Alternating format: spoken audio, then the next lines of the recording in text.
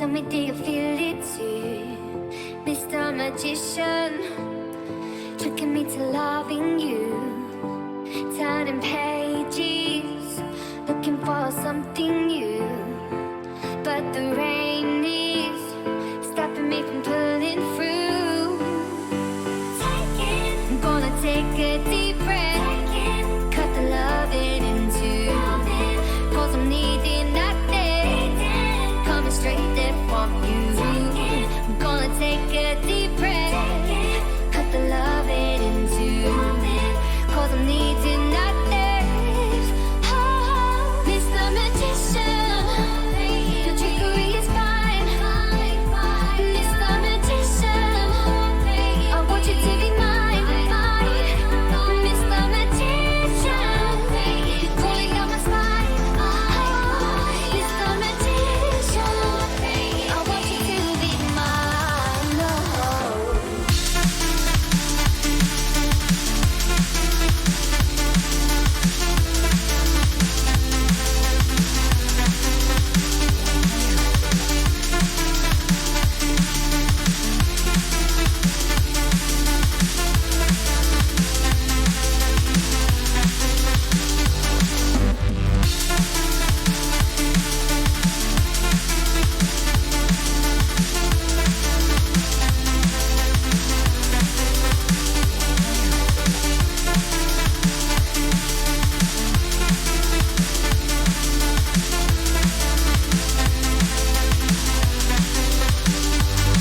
It's tradition for you to fall in love with me.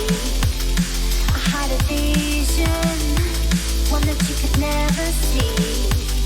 Hearing voices, tell me, do you hear them too? So many choices, they're telling me what to do. No, I'm gonna take a deep breath, cut the loving in two. Cause I'm needing that day, coming straight there from you. I'm gonna take a deep breath, cut the loving in two. Cause I'm needing that day. Oh, Mr. Magician, your trickery is fine. Mr. Magician, I want you to be mine. Mr. Magician, you're pulling down my spine. Mr. Magician, I want you to be mine. No. I take a breath, I suffocate. You rip me off the preliminal stages. You're playing with my fire now. You're burning away your sheets.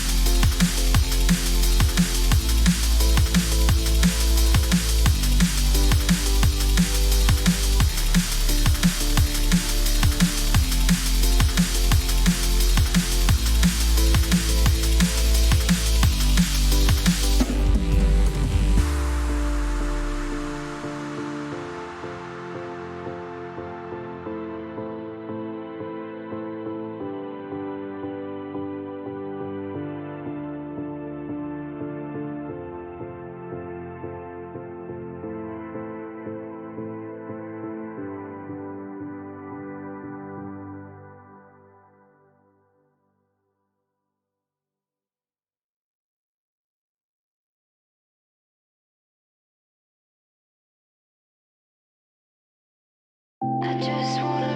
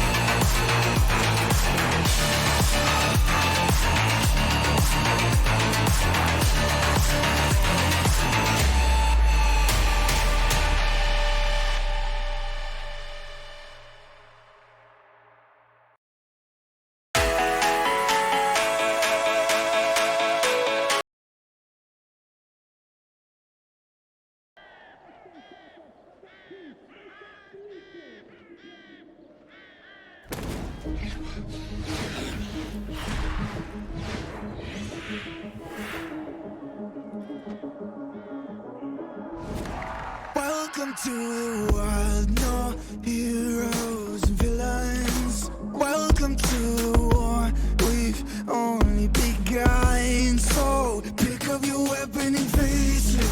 There's blood on the ground, go and take it. You get one shot to make it out alive. So higher and higher you chase it. It's deep in your bones, go and take it. This is your moment, now is your time. So prove yourself and rise, rise. Make them remember you. Push through heaven. Rise, rise. They will remember you. Welcome to the climb up, reach for the summit. Visions break, the one false step lead the end. So higher and higher you chase it. It's deep in your blood, go and take it. This is your moment, take to the skies, go. Prove yourself and rise, rise. Make them remember you. Push through heaven. Rise, rise. They will remember you.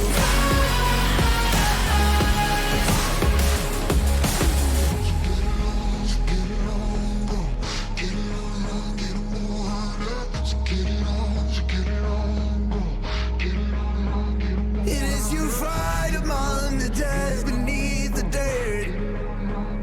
Or do you know yet? Or do you want it? And when the giants call to ask you what you're worth, do you know yet? We don't die. Prove yourself and rise, rise. Make them remember you. Push through heaven. Rise, rise. They will remember you. Prove yourself and rise, rise. Pick up your weapon and face it.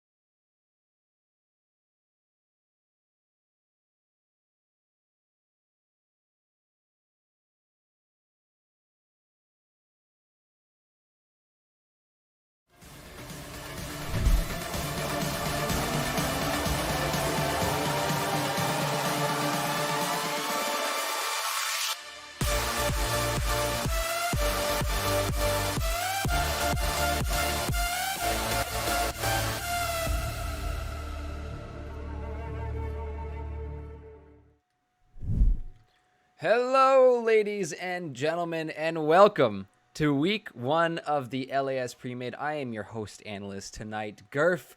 You guys have seen me here before, but if you're brand new tonight, welcome to our Wednesday night stream.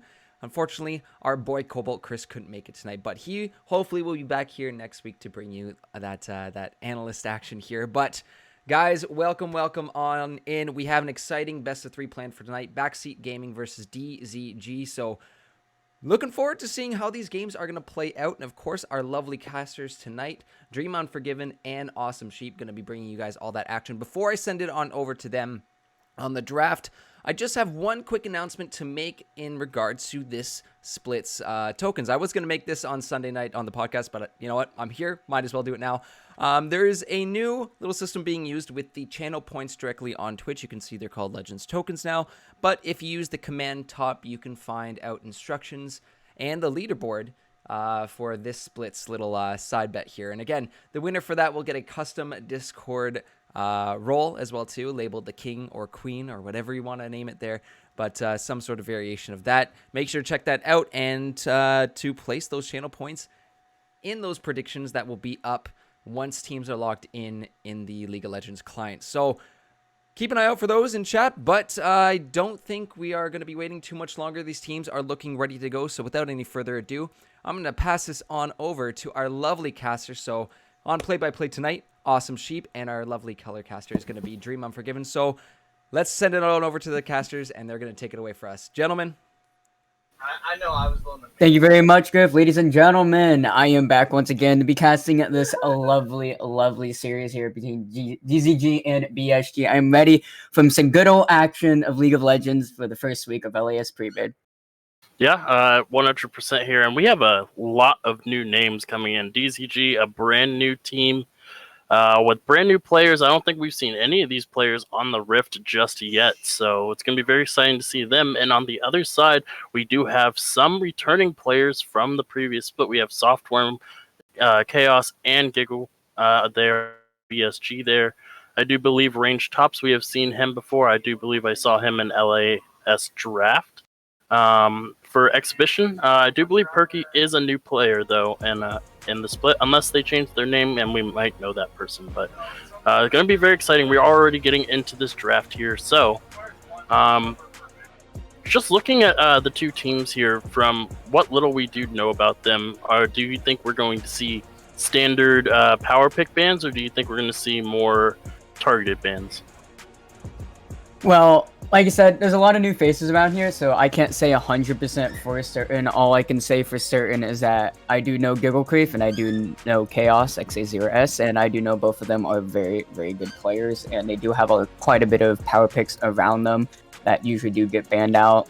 Gigglecreef does have a Tristana that usually does get banned around in the draft of last split, but obviously a lot of this stuff can change as we go on to, you know, a lot of new players, a lot of new faces, and new meta, I would say. Yeah, I definitely agree there. The meta has shifted quite a bit. We're no longer in that Moonstone meta. The Moonstone Renewer with the Staff Flowing Water has been nerfed quite a bit. It did get some of its power back, but it's definitely not in the same range as it was before. So we might see less and less of that, but the enchanters have been picking up steam lately. The engaged supports have fallen to the weight side for what I've seen, just a little bit during our very small off season here. So we do see that the Caitlyn is going to be the first pick for DZG. What do you think about that? We don't usually see that as a first pick there.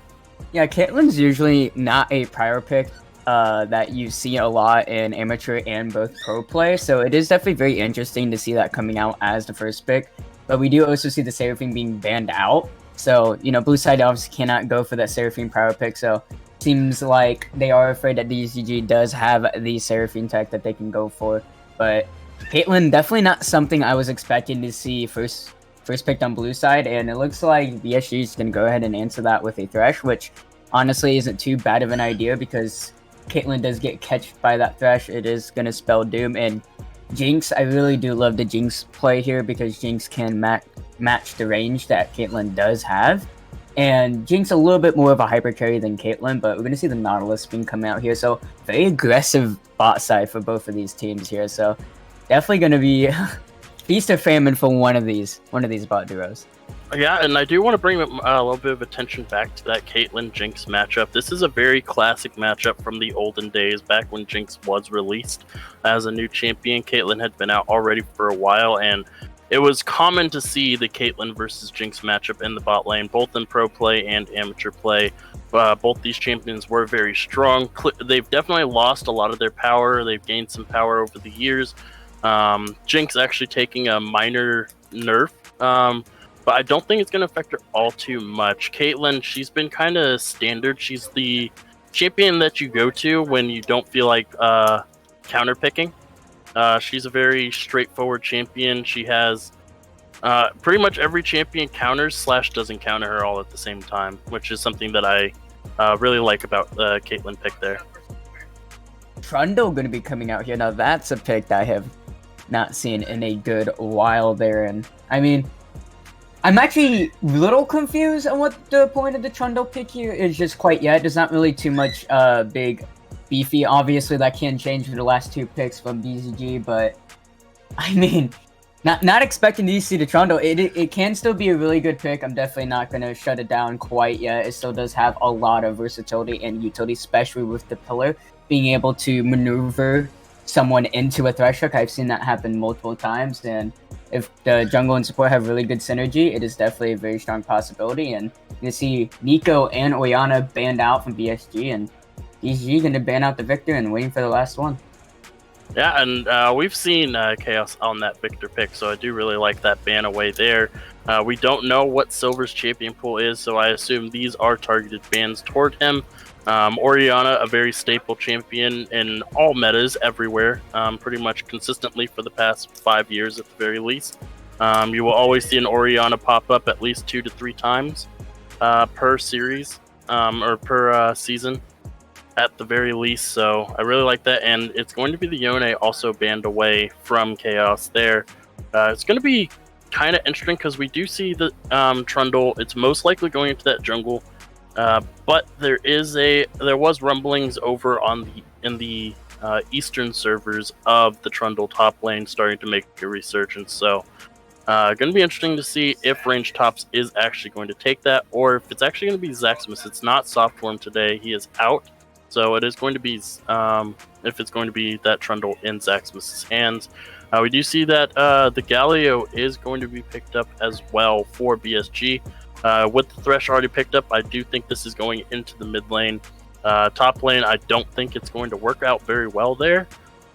We do see the Sylas is being hovered as well. That could be locked in, can go top or mid, or jungle. We know the Nocturne can go into multiple roles as well. I don't think the Sylas is going into the jungle, but the Nocturne is still a flex pick until we get this last pick from DZG.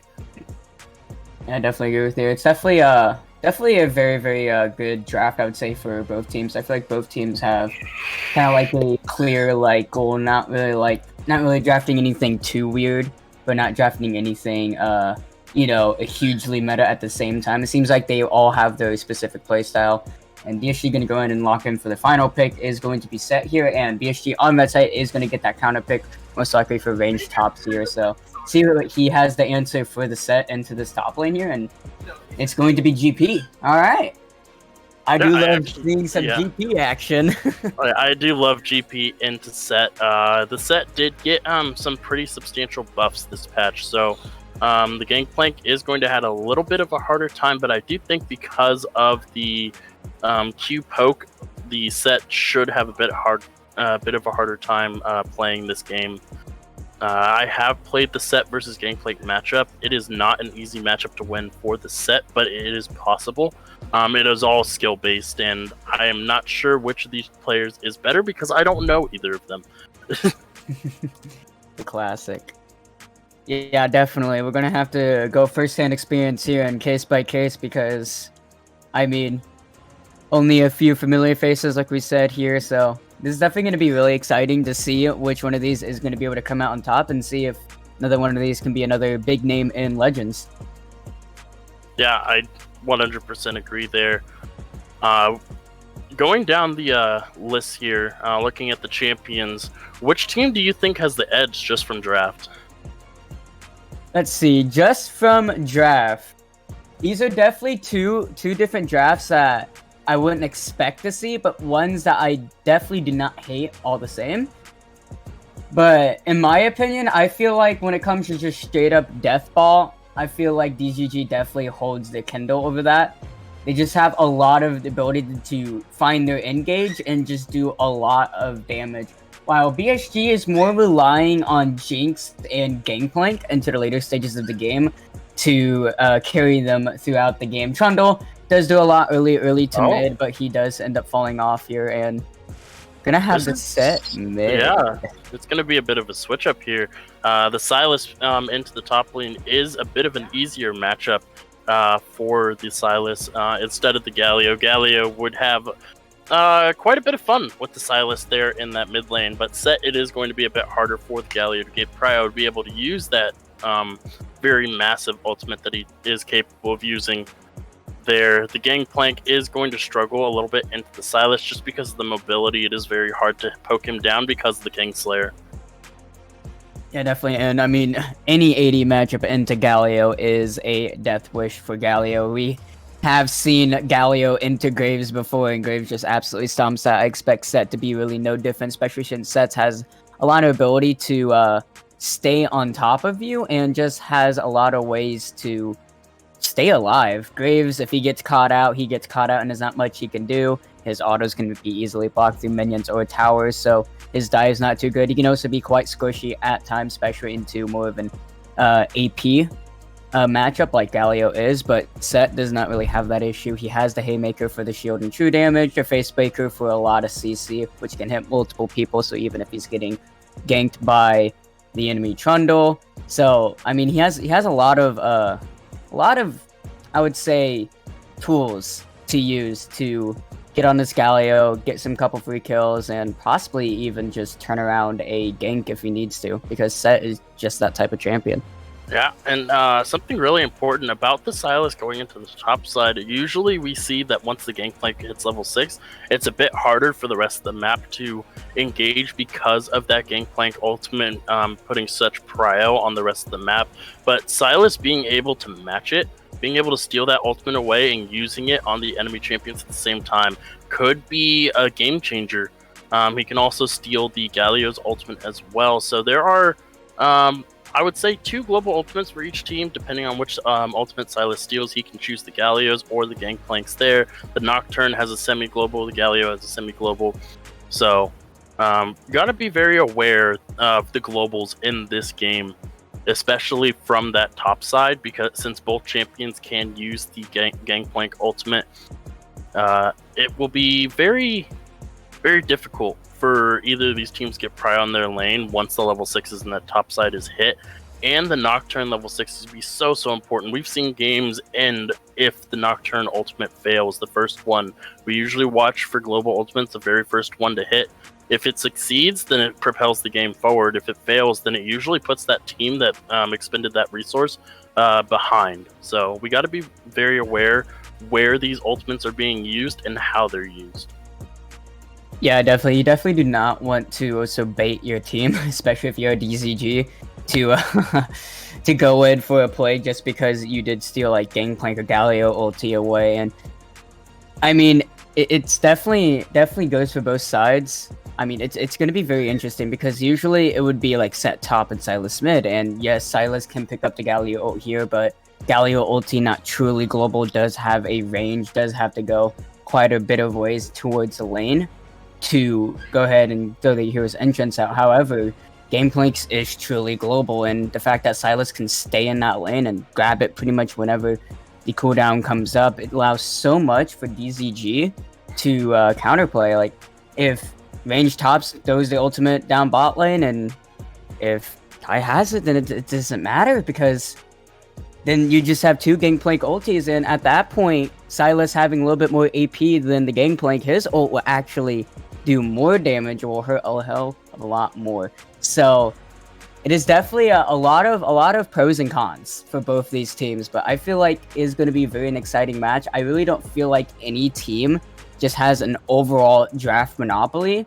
I do feel like both of them have clear win cons, both of them have the ability to snowball early, mid, or late, and both of them just have a clear, concise victory goal that they can easily go for. So this is definitely going to be a very exciting game. Yeah, I definitely agree. And one way that the side of BSG can combat this is by sending that Galio top lane, but that also has its negatives. That means Galio cannot affect the bottom half of the map with that ultimate there. The Sylas also would be locked to using the Galio ultimate, and will also only be able to affect that mid lane or the jungle there as well. So a lot of options for both sides. So we're going to go ahead and go over to a quick break as we get into game. We will see you soon.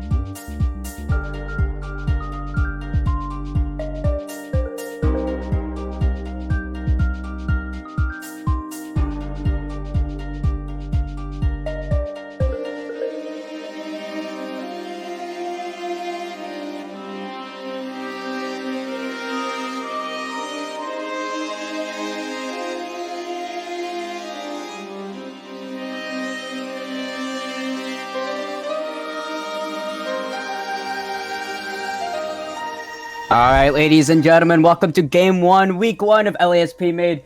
Game between BSG versus DZG. On the blue side, we have DZG versing on the red side, BSG. And as we all talked about, both these drafts look very, very clean here. And we're already seeing DZG going for possibly a level 1 invade here, which makes sense because they do have the Nautilus, but still they have to be really careful because BSG does have quite a bit of good level 1, but they're actually going to go for the stacking here.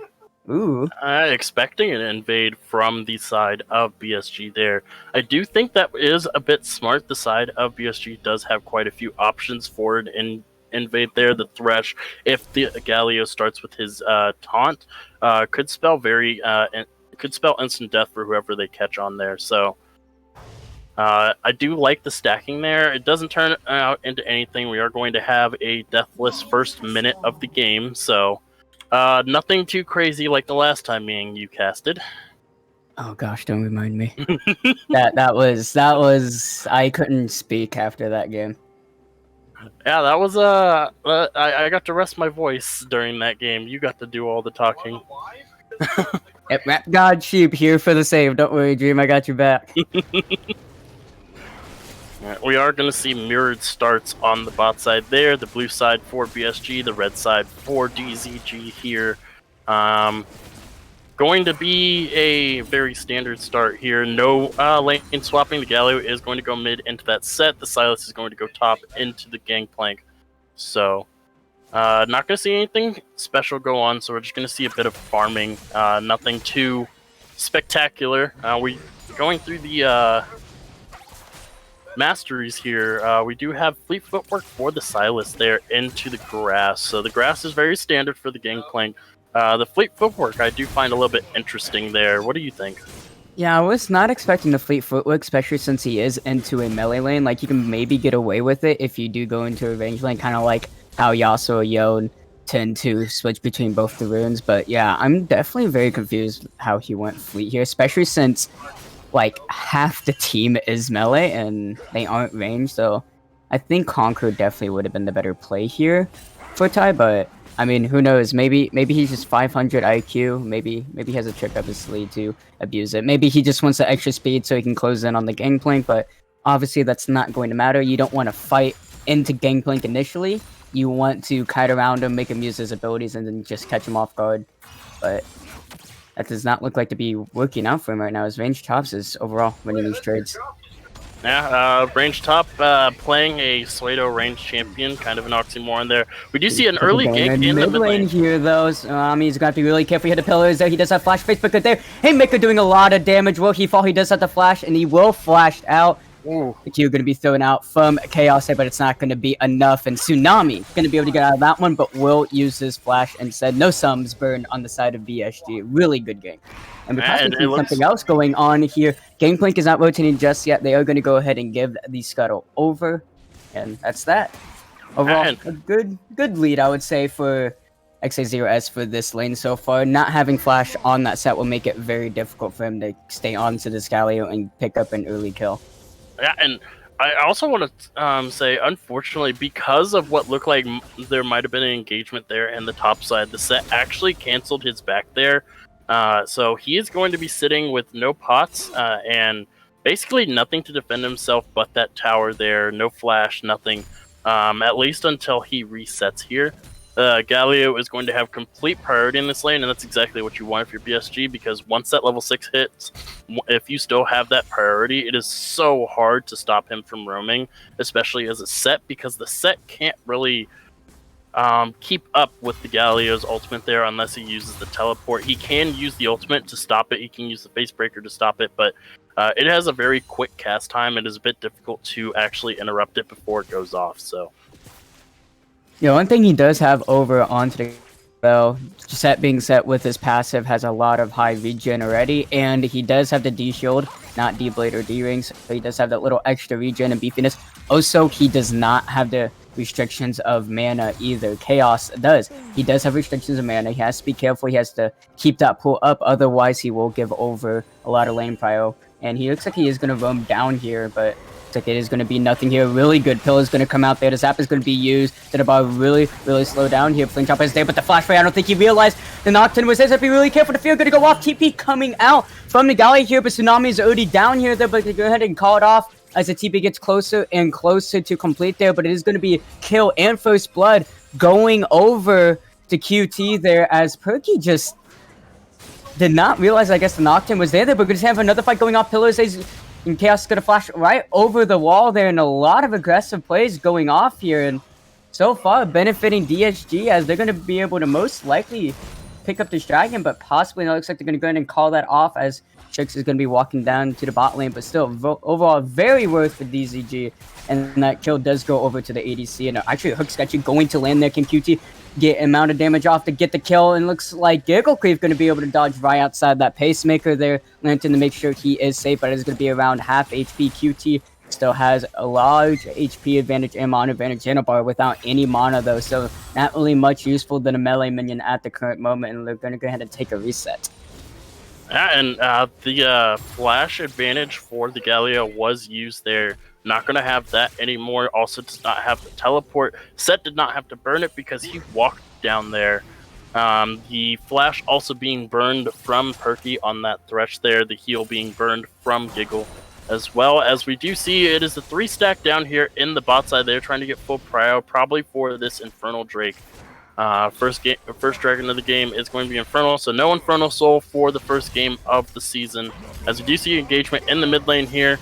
Just Punch going to be used. Haymaker to dodge out a lot of the damage there, and Tsunami and Chaos taking quite a bit of damage, but most of these sets are going to go off here. There's going to be no more mana for this Galleon. Like I said, he has to back. He can't really do much here. He's no stronger than a melee keep. Well, I would say slightly stronger because of his passive, but he is going to have to back off here. And without TP, if Tsunami can push down this lane, it is going to be a lot of CS and gold and XP lost over to this Galio here. Yeah, and I want to take a look at the CS scores down here for both teams. It seems like the top side has been focusing more on poking each other than CSing, because their CSing is relatively low for the 7-minute mark there. Only 40 for the Gangplank, 37 for that Silas there. Both junglers actually have more CS than them. The mid lane is really difficult for this Galio. He's down about 14 CS as we got it. Going off here. A really good pillar is going to land, but he still has to change the stun, and he is going to go ahead and get it off. This Aximus is going to have to flash out there. It is going to be GPR taken there, and is going to be throwing on to the Trundle, but the level up may be enough, and yes it is, but he's still going to go for the counter flash, going to go off. He's not going to land. Now there's the chains, but can he be able to pick up the kill? He's still going to go for it, but they're on all for Range Tops, and he was too greedy for it. Range Tops picks up the kill at the tie there, but it's going to be Drake pressure going over to DSG, but oh my goodness, really well played there from Range Tops. It was so close from the Silas, but he just missed so much of his abilities there. That is not what you want to see. 1-to-1 cross the board for kills, but it's going to be a Drake advantage going over to DZG. That is not what you want to have happen if you're the Silas there. You expend so much. You use the ultimate from the Gangplank to try and get the kill. Ends up not panning out. You go for the flash with the E, but you miss the E, you miss the Q. The quick feet on the Troll King there.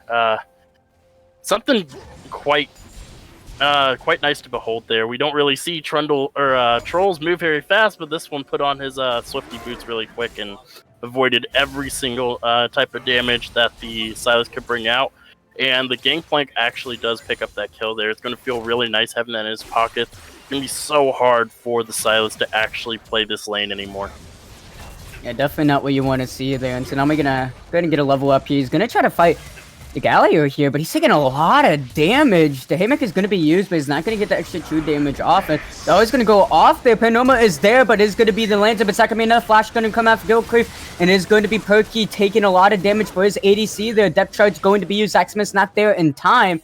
And it looks like Galio is on his way down, so now you got to be really careful. He does not have his team there. Zaxmus is there to queue for the slow. Subjugate is there. There's going to be a showstopper. A lot of damage is going to go off. The flash going to go over the ace in the hole. Not going to be enough, but the R not going to land. So Mega Death Rocket not going to be able to do quite enough damage. And it's going to be Tsunami barely living through that there, and Galio falling down. Not quite what BSG wanted there, and DSG picks up another kill. Yeah, they thought they had the pick onto the set there because he was roaming down, trying to make sure that this Galio couldn't use his ultimate there. But the shield and the ultimate bought so much time. There was still 3 members down there on that bot side, which means there is no way you're winning that fight once those guys show up. And the moment they did, they end up losing. They end up losing the Galio there instead, despite that was a fight that they started. Yeah, that's definitely a huge shot to morale there. You definitely do not want to, go for fights like that and then just have it barely be taken away. It's unfortunate. I feel like the play possibly, I would say, is good. It's just not quite enough damage output to be able to pick up the kill onto the set there. It was a nice try nonetheless, and I'm glad that they are looking for stuff like that and was able to catch the rotation. But set, now see, if he was Graves would have died there.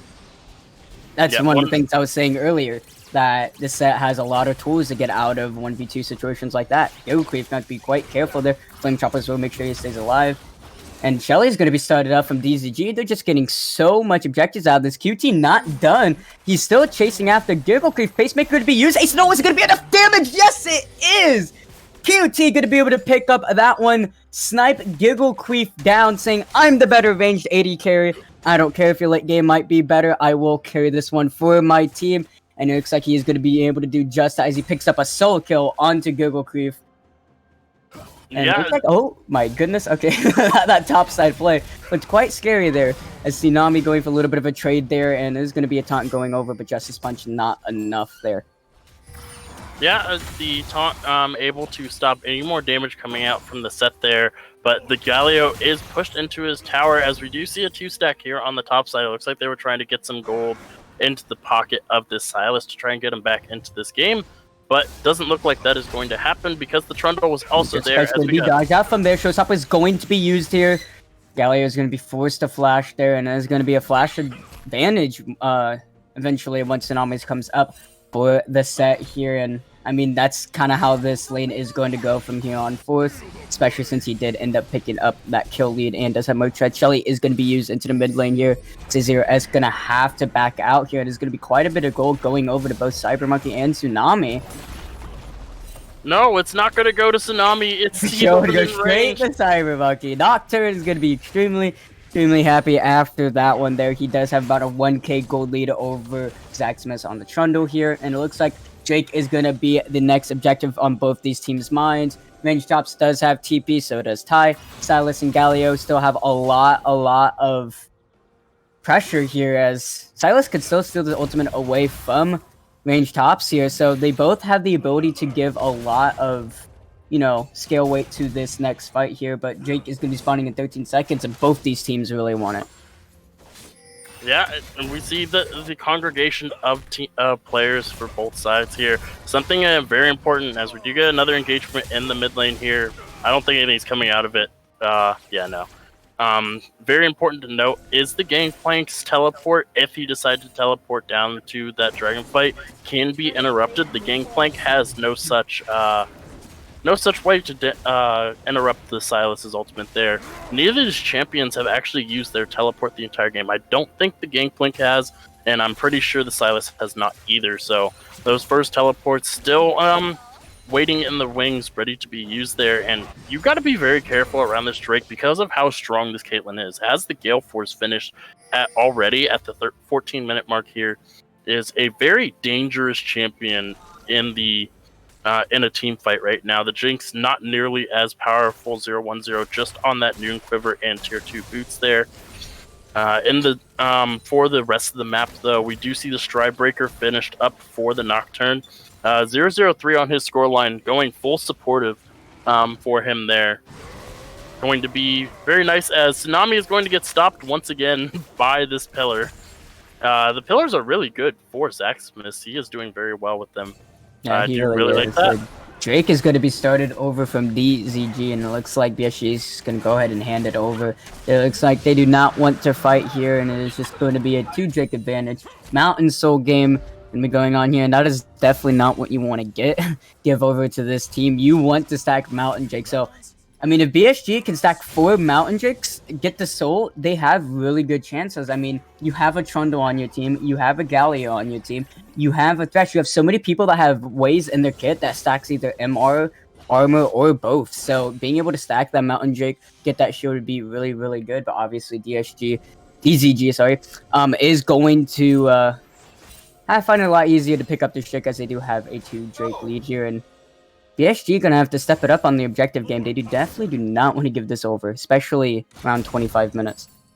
No, 100%. The Mountain Drake, while not one of the top 2 Drakes in the current meta right now, that is the Ocean and the Infernal, but the Mountain Drake does have a lot of resistances, and even on champions that don't build resistances, like this, like the Caitlyn, like the Sylas, the Nocturne, are going to benefit from it because just that those little boosts to the MR and armor just make it that just a little bit harder each time. Here, possibly gonna go out. Here, Zaxmas is not willing to give this one up there, but it looks like it is actually gonna go over the Cyber Monkey there. Zaxmas not gonna be able to smite that one quite away there. Could be a little bit of a scuffle there. Zaxmas trying to find as much as he can. Cyber Monkey with the level lead here. Definitely do not want to see a level 11 Nocturne. He definitely does become scary once he gets the level 2 point into his ultimate there. Xanabar fishing for Giggle Creep here, possibly with a Dredge line, but Giggle Creep, knowing that is a possibility, is going to be standing back. Yeah, definitely there. We do see that Zaxmas is trying to keep up right here. He has 99 CS. He's down quite a bit, though. A lot of the farm being taken away. As Tsunami has to be really careful here. Knock it down with ODU. So it's face picker, but there's the showstopper to try to gain as much distance as possible, and it is going to be enough there. Not going to be able to quite throw down as much CC as they want there, and only an ultimate expunge, and Tsunami gets out alive. And that's what's so good about this matchup into this mid lane. Yeah, I do really like the use of the Showstopper. Yeah, Showstopper. I was thinking Showmaker, but that's a player, not a ability. Showstopper, using that instead of the flash, I do really like that. We do see that Tai 3 does have the Gangplank ultimate here, and it looks like the first tower of the game is going to go down in that bot lane. Just more gold going to that Caitlyn. Gally trying to do as much as he can when Tsunami does go in, but the Haymaker makes it very, very difficult. Shelly is actually going to be started up by Zaximus here, and Taimaki is going to be able to catch out Perky, and he's going to have to flash.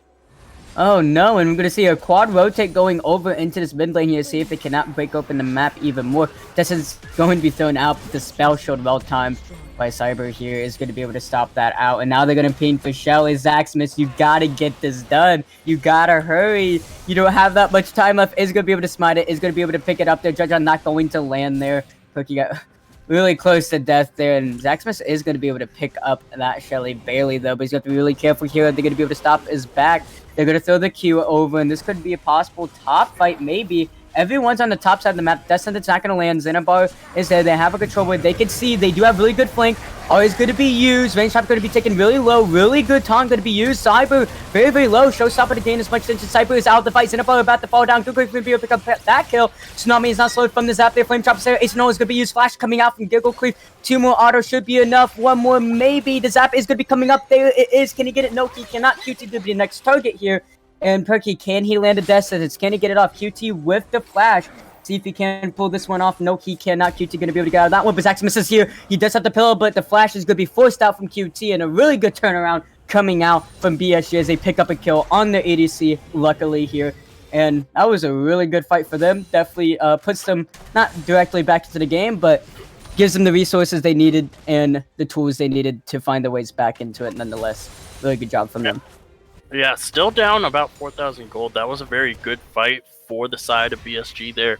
But they're going to need a few more of those to get back into this game. And the Dragon is spawning here very, very soon. 20 seconds on that timer there. The gold, it's still a 4,000 gold deficit. But the Jinx, most importantly, she did finish her item. Going to be used here. Zaxmas being caught out. He does have flash. He will use it. The lantern is there. And that is going to be Paranorma off from Cyber, so that's actually not too bad. Zaximus can just heal this back up He will not have smite for this dragon, though. They cannot give this up. They gotta fight for it. This will be so point. Looks like they still want to try to go for it. Chaos with the ultimate. He still has the hero's entrance. So still looking here. TP coming out from tie 3. There's going to be a 5v5 here. Dirt's going to land onto Zaximus there. Deathtrap's going to be on Google Cleave. Here comes the hero's entrance. Going to pick it up. Yes, he can! Zaximus going to be able to pick up that one. Super Mega Death Walking on 4.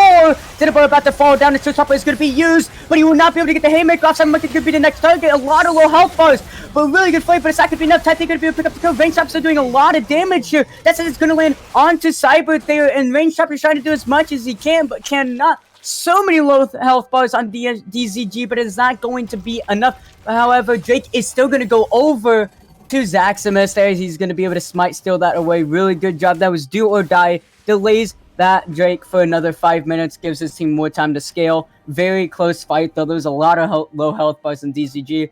I got to admire that because they were down quite a bit of gold. Definitely not in the best of positions either, but still got pretty close. Still got the Drake. And I mean, who knows? That could spell little extra push they need. That extra 5 minutes could be enough, but we will have to see. Good fight from both teams, but still, DZG comes out with the overall lead of a couple kills. Yeah, the side of DZG, they managed to win the fight, but they do lose that all-important third. Drake into the soul point there. So a sigh of relief coming from the side of BSG. Just a little bit. They're not out of the woods yet. That fight was still I believe, a 1 for 2, 2 for 3, one of those two. A number. A number. Chaos is going to be blocked out from the Justice Punch there. He is going to be feared up. The taunt is going to be the really good pillar coming out there. But he's going to be enough. No one cannot. The Death Charge is there. Zenobor picks up the kill. Supports being able to pick up that one. Support lives matter there. Going to be a triple gold there. And that is going to be Baron started up. Zaximus is still up, but it's going to be a level lead onto Cyber here. And the smite is going to go onto that red buff. I think they're just going to give this over. Zaximus does not have smite. He used it on the red buff. Not sure that's exactly what he did, but Shelly is going to head down to this mid lane here. They're looking to fight QQ. Is going to get landed from the death sentence, but it's going to be Cyber into the back line there. Kill still going to be fine, but a lot of damage going to go onto the front line of BSG, and it looks like they're going to fall down on this one. Cyber really low. He's actually going to fall down. 2 range tops here. Tyson taking a lot of damage from this Baron, and it might still be possible for them to do it, but they have to be really careful. TP coming out from the Galio here. Still a lot of low health bars. Shelly is still here. Zap going to land on Xanabar, and Shelly is going to be able to get this charge off. So a small victory going to go over the BSG. They do stop the Baron, though. They do stop it, and they do pick up a kill, but they do lose 3, and that is not necessarily what you want. But again, you buy a little extra time, but still it doesn't matter how much time you buy. If you keep on giving this much gold every fight, you buy roughly a couple minutes to 5 minutes. And I mean, if DZG can continue doing this, continue baiting out these objective fights, and continue coming out gold-wise, they're just going to go over, just get as much gold as they need to just win this game by deathballing. And like I said, I do think they have the better deathball comp. Yeah, I 100% agree there. That was a close fight. We did see that the Nocturne ultimate was used in the backline on that Jinx, so Jinx wasn't really able to get into that fight there. Unfortunately, the side of fortunately, BSG had a 6th champion there. The Baron was free firing onto DSG, ends up taking down Cyber Monkey in the very end there. So it's not a deathless trade. They do trade 1 there, but still, like you said, it's going to be very difficult for them to try and pull the reins back into this game. If they keep taking negative trades there, sure, they get the kill onto the Nocturne and stop the Baron, but they don't. They lose 2 people in the process. They lose the jungler and the support there, which means they can no longer prowl there, and they have no idea this is happening. Yeah, click on the vision, and you can see there is no vision whatsoever. Range Shop is going to go over and see if he cannot grab some vision, and yes, he will. He sees it. It's happening. Zaximus is on his way. The ult going to be coming off. Barrels are there. They can do quite a bit of damage if you allow it. Let's see. Can he get a miracle steal? Can he do it? Can he do it? Yes, they can! Giggle Cleef with the steal! Do not underestimate the Super Mega Death Rocket missing health damage, as it will make you cry in the end, as Giggle Creep, the hero that BSG needed, is going to be able to take up that Baron. 300 gold infusion for each of the members, and again, that's another 3-minute buy time, and that's going to be up for this dragon. This is the moment BSG needs. If they could tie up the dragons, buy another 5 minutes, and can continue this game down the path that getting lucky steals like that, they can get small victories like that, then they can turn this around. That was a really good steal from Giggle Creef there in tie 3 in the backline behind Rage Tops, and QT's on his way there, and he's going to be able to get this tower though, so it will still be a 1v2. He is the most fed champion on his team. tie 3 taking a lot of damage, but QT's going to be spotted out here. No TPs are up for his team there, and Rage Tops is going to have to play this perfectly. Can he do it? He's going to find something onto tie 3. Can he get it? Yes, he can. He is going to be able to pick up a kill. Gale Force is going to be used. Xanabar really confused what he wants to do. It's going to be a flash coming up from QT, and then that is going to be QT picking up that kill. But that's a 1-for-1, not even for a shutdown, and you use your flash. Really well done from Range Tops, and they get a tower bot lane. Yeah, they get a tower bot lane, and they get the second dragon. It looks like they might get a third coming up from Cyber, too. And this gold, it was a 7,000 gold deficit. Now we're only at a barely a 3,000 gold deficit here. They're pushing in on that inner turret. They finally get the first and second turrets of their side for the game there. Tied up in turrets now. The dragons are now tied up. That is double Mountain Drake for their side there. That is 12% armor and magic resist for each of these members. They're going to be feeling pretty good about this, especially the tanks. It looks like QT is going to go and is going to succeed in getting this tower here. Does a lot of damage. Has the Gale Force, has Floor Toms finished there. Looks like third item might be the Infinity Edge coming out there. So still got to be very, very careful. That is a 5-0 and 5 Caitlyn. It is very strong and a very dangerous Caitlyn.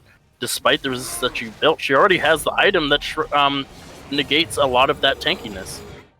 That is very true, but something else that's didn't realize at the time, Range Tops does pick up a bounty onto tie 3, and 300 gold bounty, so he technically got 2 kills for 1 there, and he didn't have a bounty himself, so definitely extremely with him there. And if they could pick up this kill onto this Caitlyn, that would mean a lot. That's 1,000 gold infusion. That's about 3.5 kills or so, and it would definitely slingshot what they need here. And definitely, she is the prime target anyway. She has the most gold on her team, the most gold in the game actually, and she's definitely the #1 threat that you want to take down here. And if you could take her down, then possibly the rest of the team will fall. Yeah, the rest of the team not really doing nearly as well as Caitlyn here, so it is going to be a bit harder if the Caitlyn falls for them to actually turn these fights around. But we've seen DZG do very, very well in protecting this Caitlyn.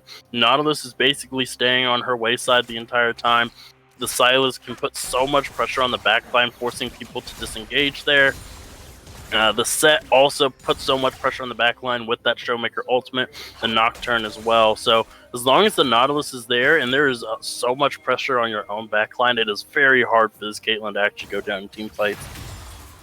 Yeah, definitely. And they definitely do have a lot of PO. They have a lot of ways to keep her alive. The Paranoia definitely just does so much. Just not being able to see like anywhere like 2 feet in front of you definitely makes it hard to get onto the backline there. And Caitlyn with the 650 base range, longest base range in the game, is able to stay really, really safely back in the backline, and her IE is now completed, so she's going to be doing quite a bit of damage. So she is definitely priority target #1 here, and you definitely want to pick up not only that bounty, but you know, the overall prio that killing this 5-0 Caitlyn does. Yeah, 100% there. The Caitlyn has to go down in these team fights, but it's going to be so hard to kill any members. None of the members from the side of BSG are nearly strong enough to take down this Caitlyn unless she's picked off with nobody else around her.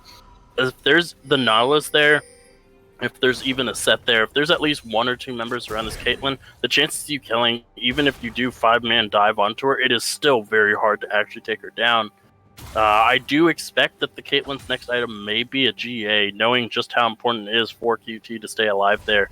The GA would be very instrumental, or at least a stopwatch, holding on to that. The QSS could also be pretty good. There's not very many champions that apply something that she has to QSS out of, but it is one of those options that you can go for, but I do expect the GA at the very least.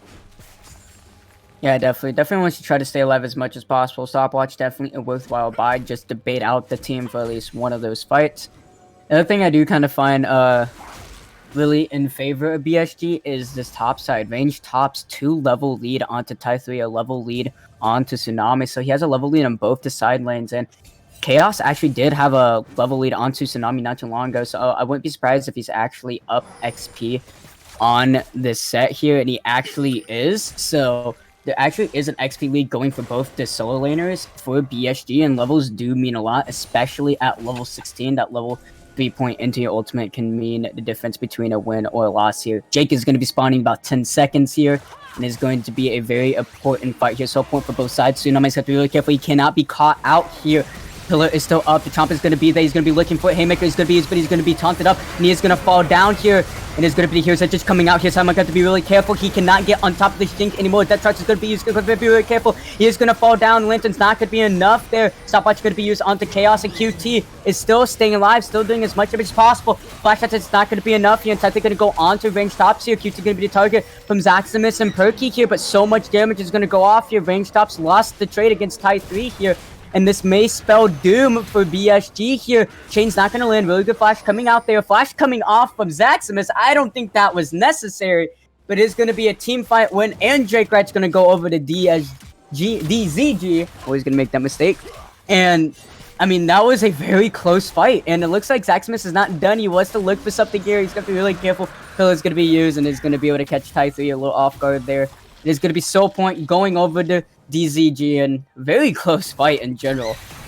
Yeah, we saw both of the 80 carries buy as much time as possible. We saw both 80 carries get engaged on there. The set was the primary target at first, but once that Caitlyn showed up, they did try to switch over. But we saw firsthand just how hard it was for them to actually get on top of that Caitlyn. The Jinx did do a great job staying alive in that fight for so long, but unfortunately the Nautilus ultimate was already on her and was chasing her throughout the throughout her flash, throughout her pretty much any form of disengage that she had, the thresh, the flash as well. And once she got knocked up, then it just allowed for Tai 3 on that Silas to catch up to her and take her down, which means the fight was pretty much in the hands of DZG there, because the Caitlyn managed to survive pretty much everything they threw at her. We do actually see the Vamp Scepter coming out. This could be a bloodthirster for the Caitlyn there. And Drake is actually, not Drake, Baron is actually going to be started out here, and no Vision is going to be here, and this possibly be another steal going over the Giggle here. He's looking for it. He's hoping the ult is going to come off there, but they're looking to block it over here, but will be enough? No, it will not. And look, sadly, not going to be another steal, but they do pick up a kill. Pinner going to be used so they can disengage it, but QT's actually going to be caught out. No flash. He will fall down. It's going to be 1,000 gold shutdown going to Giggle. They have to try to get out of this one live. Tai 3 and Cyber Monkey trying to get as far away as possible, but Zaximus and Perky on the chase here. And it's going to be something going to be used. That sentence going to be used as well. Here's entrance. Cyber Monkey beating the next target. And he is going to go golden under top, but it's not going to be enough. There's so many tanking members here, and they're going to fall down. Really good fight for BSG, as they're going to be able to pick up a lot of kills and a lot of gold. And that was the Baron taken. They weren't able to steal it this time, but the cost was every single member of your team besides the Set there. Set being the only one able to get out. Nope, never mind. It looks like he may go down here as well. Yep, so now we're going to be caught out under the tower once again. Haymaker already used. Zap is there. Shows up, but can he pick up the kill? No, he cannot. Tower going to be the next target here, and they are now in the gold lead. First time, and I think in the entirety of the game. Inhibitor's going to fall down too. They no longer have any Baron at any of their members. It was only a 1,500 gold team infusion for DZG, but really good job for BSG. They were not afraid. They did not hesitate, and they went for it. Even with the Nocturne R, Zaximus was able to find the pillar onto QT, and actually 1,000 gold shutdown going to go over to Giggle Creep. He now has a shutdown of his own, but still, 600 gold shutdown still on QT. That's just how ahead he was, but a gold lead for the first time the entire game for BSG, and I mean, this is the turning point. This is the turning point we were talking about. They bought enough time, and now they're going to be able to scale up. They have the GP, they have the Jinx, really good hyper carries, both in retrospect, and DZG are going to have to figure something out to be able to turn this game back around, which is kind of funny saying from their perspective, seeing how they've been ahead for the entire game. Yeah, I definitely agree there. And something that we got to pay attention to there is the person that is supposed to keep that Caitlyn alive, the Nautilus, was the first one to die, getting shot over the wall, tanking the Baron. Remember, Baron does empower damage if you are behind it, and Nautilus having to stand there to block the Jinx ultimate, not wanting that to happen again, ends up taking the full blast of that, plus the empowered Baron's damage and the rockets over the wall from the Jinx just ends up being a kill there. And the Caitlyn also leaving the Baron pit with less than half HP there, and with nobody to try and peel for the Caitlyn there, it's just an instant death there. And that is why I thought it was going to be the Guardian Angel there. I wouldn't have saved the Caitlyn that time around, but we do see that the Bloodthirster is finished there, so it's going to be interesting to see what the final item is going to be. As if you're looking for something here, that the sentence is up, he does have Moby Boots. He will throw it out, but it's not going to be able to find Xanabar, and they're just trying to grab as much vision possible. They cannot lose the streak. This is Soul Point going to go.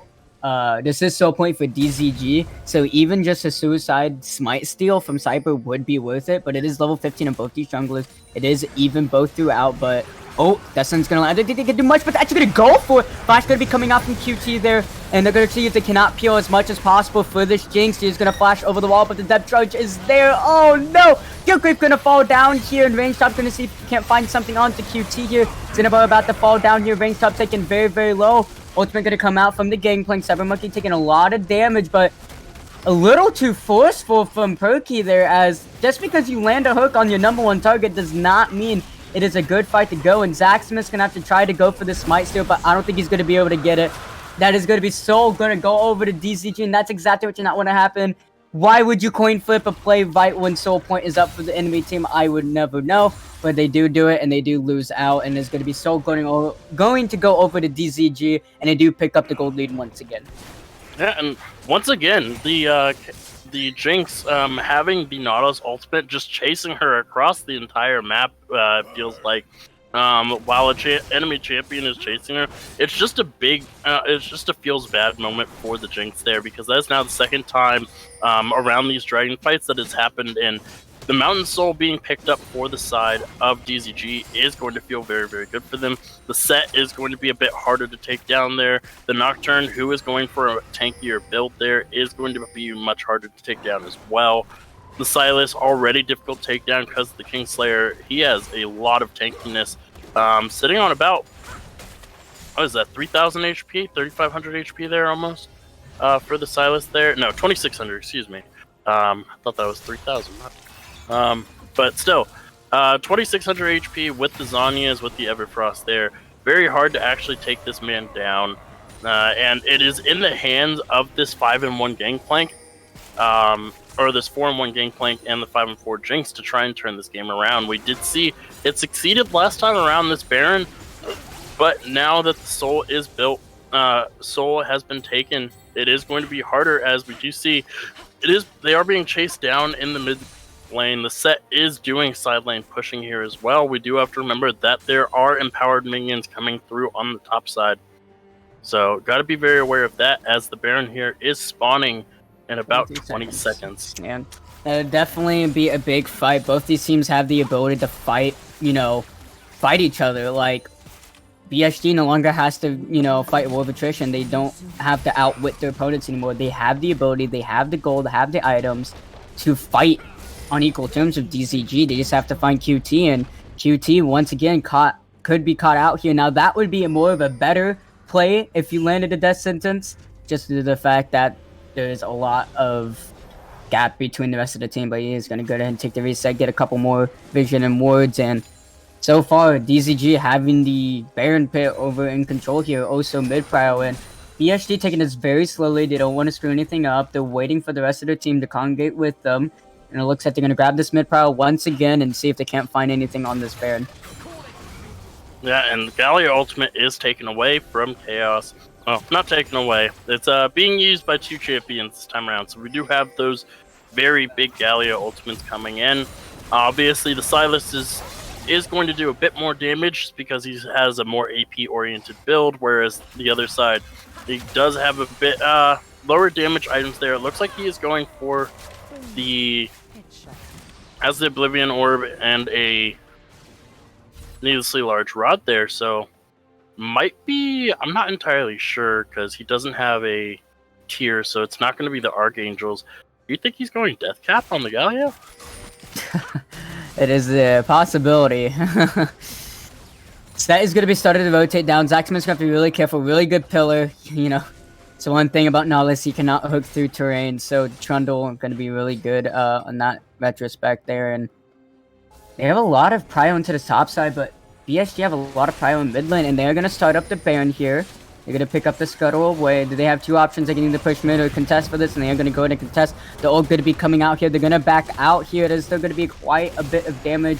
Baron is going to start regenerating some HP. They couldn't grab some mid prio once again here. If they really wanted to, they could just shove down mid lane, but it looks like they're not going to let that happen. There's going to be some monkey on top of Google Queef here, but really good, peel from BSG, but Google Queef going to be the target still. Stopwatch going to be coming out from Cyber Monkey, so Unami going to be a kill and Perky. Google Queef for the next target here. Chaos trying to do as much as he can. So many low health bars. The stack of the Maga because QT in the backline is not touched. Really good face breaker, and a death touch is going to be a double kill going to go over the QT, a triple kill going to go over the QT, and this just may spell doom and GG, but they're actually going to go for Baron. They're actually not going to shove down mid lane. I'm not going to lie, this is the wrong call. They can run down right now and end the game. I am almost 100% positive. They have the damage. They still have 44 seconds on the most troublesome player on the enemy team, but they're actually going to, I guess, take the safe route and go for the Baron. They could have run it down and end this game, in my opinion, but they are going to let it go for a little bit longer here. 41-minute game. Hopefully it does not turn into a 60-minute game after this. And there's still going to be a couple of towers picked up by DZG as they win that fight really hard there. It was really good peel, but it just wasn't enough for BSG because they just seemed like they were very split of what they wanted to do and who they wanted to go for. They had a lot of the front line onto Google Creep there, but they also wanted to kill QT, but that's probably not going to happen anytime soon. It is going to be GA coming up. This item is going to flash. See if we can't find something onto Tsunami there. Chunks might use this as well. Gangplank are going to be used. It is Dead Man's play. He is so fast. Blast Plant is there. They're going to be able to hit it, so he does get over, and he will get over. Oh, no. That is flash going to be used. That's it. It's going to be landed, but thankfully he doesn't take it this time. Reads the situation a little bit better there, and it is going to be Elder Dragon coming up in 13 seconds. Yeah, and Elder Dragon... This is it. I was going to say, Elder Dragon coming up here in 13 seconds, and you just burned the Subjugate and the Gangplank are the Cannon Barrage. The wall. Ty is very comfortable where he is right now. He was staring in the face of 5 different people as this has to be a steal from Zaximus. I don't think they can win a 5v5 team fight. They've lost almost every single one. It's going to be used once again here. Gego Crave going to be absolutely deleted. Don't even need to get the Elder Drake. QT just getting so many free autos off. Showstopper going to be used. Chaos going to fall down. Range Tops and Perky going to be the only 2 left alive here. Zetabar trying to solo him down, but it's not going to matter because Ace in the Hole from QT is going to find his second triple kill in the fight. In the last couple fights, my bad. And that might just be it. That better be it because there should be no reason they don't try to push down this time. They do get the Elder Dragon. That is going to be Baron and Elder stacked on top of each other. I don't think there's anything Perky can do. And this might just be GG. Most likely could be GG for DZG as they're going to be able to pick up the mid inhibitor. Tai 3 is on his way. 5 strong versus 1 support. Maybe he can find a way by flaying all 5 of them into the fountain, but I doubt that's going to happen. GG to DZG as they pick up game 1 in the best of 3 series versus BSG. Yeah, that was a very good game from both sides there. We did see signs of life from the side of BSG there. Unfortunately, they just couldn't. The tank was half empty the entire game, and they ran out of gas at the very end there. Unable to topple DZG in the end. Their composition, the peel, was just too strong. We even saw that the Guardian Angel was finished as the 6th item for the Caitlyn. So that very, very strong member was unkillable. And we did talk about how the Caitlyn first pick was questionable. We don't have any questions about it anymore because it 100% worked out. Yeah, QT just an absolute monster. They're just doing as much damage as he needed to do. Only died once, and that was off that Baron. Just caught out on Baron, and they still got the Baron, so it's hard to blame him 100%, but he still ended up falling down here. I honestly thought that game was going to be a lot closer towards the end there, but still, even with the goal close to even, BSG still falling out on these fights, and I think that was mostly due to the fact that hook onto QT at that bot dragon side, it was too forced, I would say, for BSG, and that I feel like that cost disaster. But it was still very close. They played a really good game. They were able to come back from quite a canyon there, but sadly, it was not enough, and DZG still pick up the win. Yeah, and look, we're looking at these damage charts here, and despite that, Gangplank still tops the Yeah. charts. That's the top damage dealer in the game. Just goes to show just how much damage that champion does. He was almost full build at 5 items there. Did have the Serpent's Fang to deal with the shielding from the Mountain Soul there as well, and also to deal with the set and pretty much anybody else that has a shield. The Nautilus there, so Serpent's Fang was a pretty good pickup there. Unfortunately, was not able to pull. Okay, yeah, that's pretty much all I got to say about that. So excited for game number 2. I'm definitely giving my MVP over to range tops for the enemy team. Well, I say enemy team, but the team that lost. He definitely stepped up there. Even though the Silas was supposed to be a pick that was supposed to counter him in lane, it was definitely a really good job from him. So good job to range tops. But we're gonna go ahead and send it off to a quick break. But we're gonna go ahead and open up the player of the game votes. Please vote in Twitch chat, and we'll be back in a few minutes.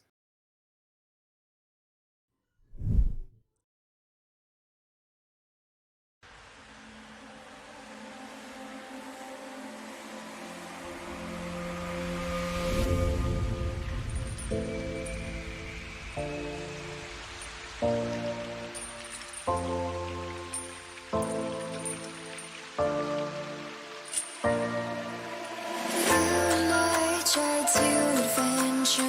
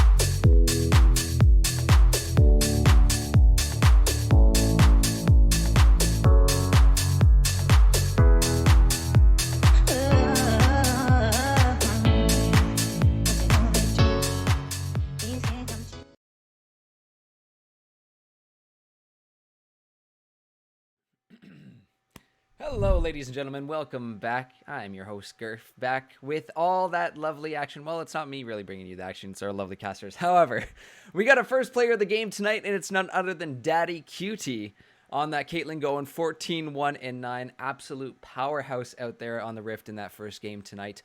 But it was definitely a massive battle between the two ADCs. We saw Giggle and Daddy duking it out, and it was really coming down to a matter of who stayed alive the longest in those fights. But a great first game from both our teams here today. A 40-minute one, 40-plus minute one. So it was definitely spicy to see that starting to start things out. But this is a best of 3. So BSG looking to see if they can claw their way back here, pick up another win, and then send it to game 3. But DZG potentially looking for that win right now. We are just getting our players in and ready to go, as draft is going to be starting soon, guys. And I just want to say thank you so far to everybody participating in the player of the game polls that you just saw there pop up in your chat, and as well as the predictions that we're using. So thank you again very much for everyone who's participating in that. But I am very excited to see what is going to happen here in game number 2. We do have a side switch up coming through because it is DZG with the side selection in game 2.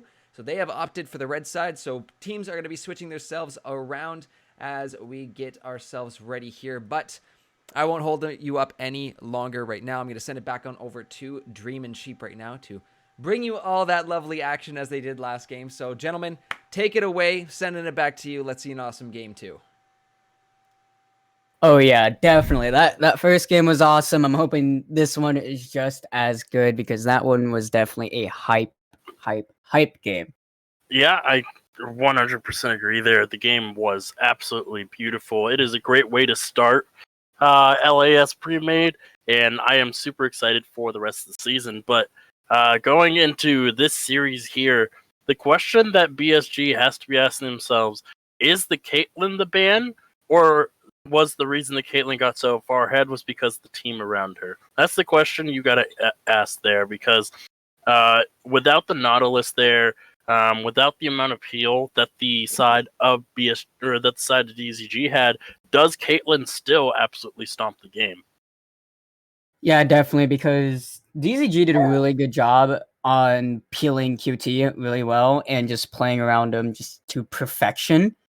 And that's what BSG really needed around Gigglecreef, but Gigglecreef wasn't just nearly as ahead or as fed as the Caitlyn in the later stages of the game. He was close. Like, given the game a little bit longer, the GP and the Jinx probably would be able to take up that game over, but they just weren't able to get it. And the fact that they were behind for so long in the early game just made it very, very hard because they lost out on so much that they could never recover from, like Drakes. Like, they lost so many Drakes, and they were able to pick up that mountain, so it would have been so different.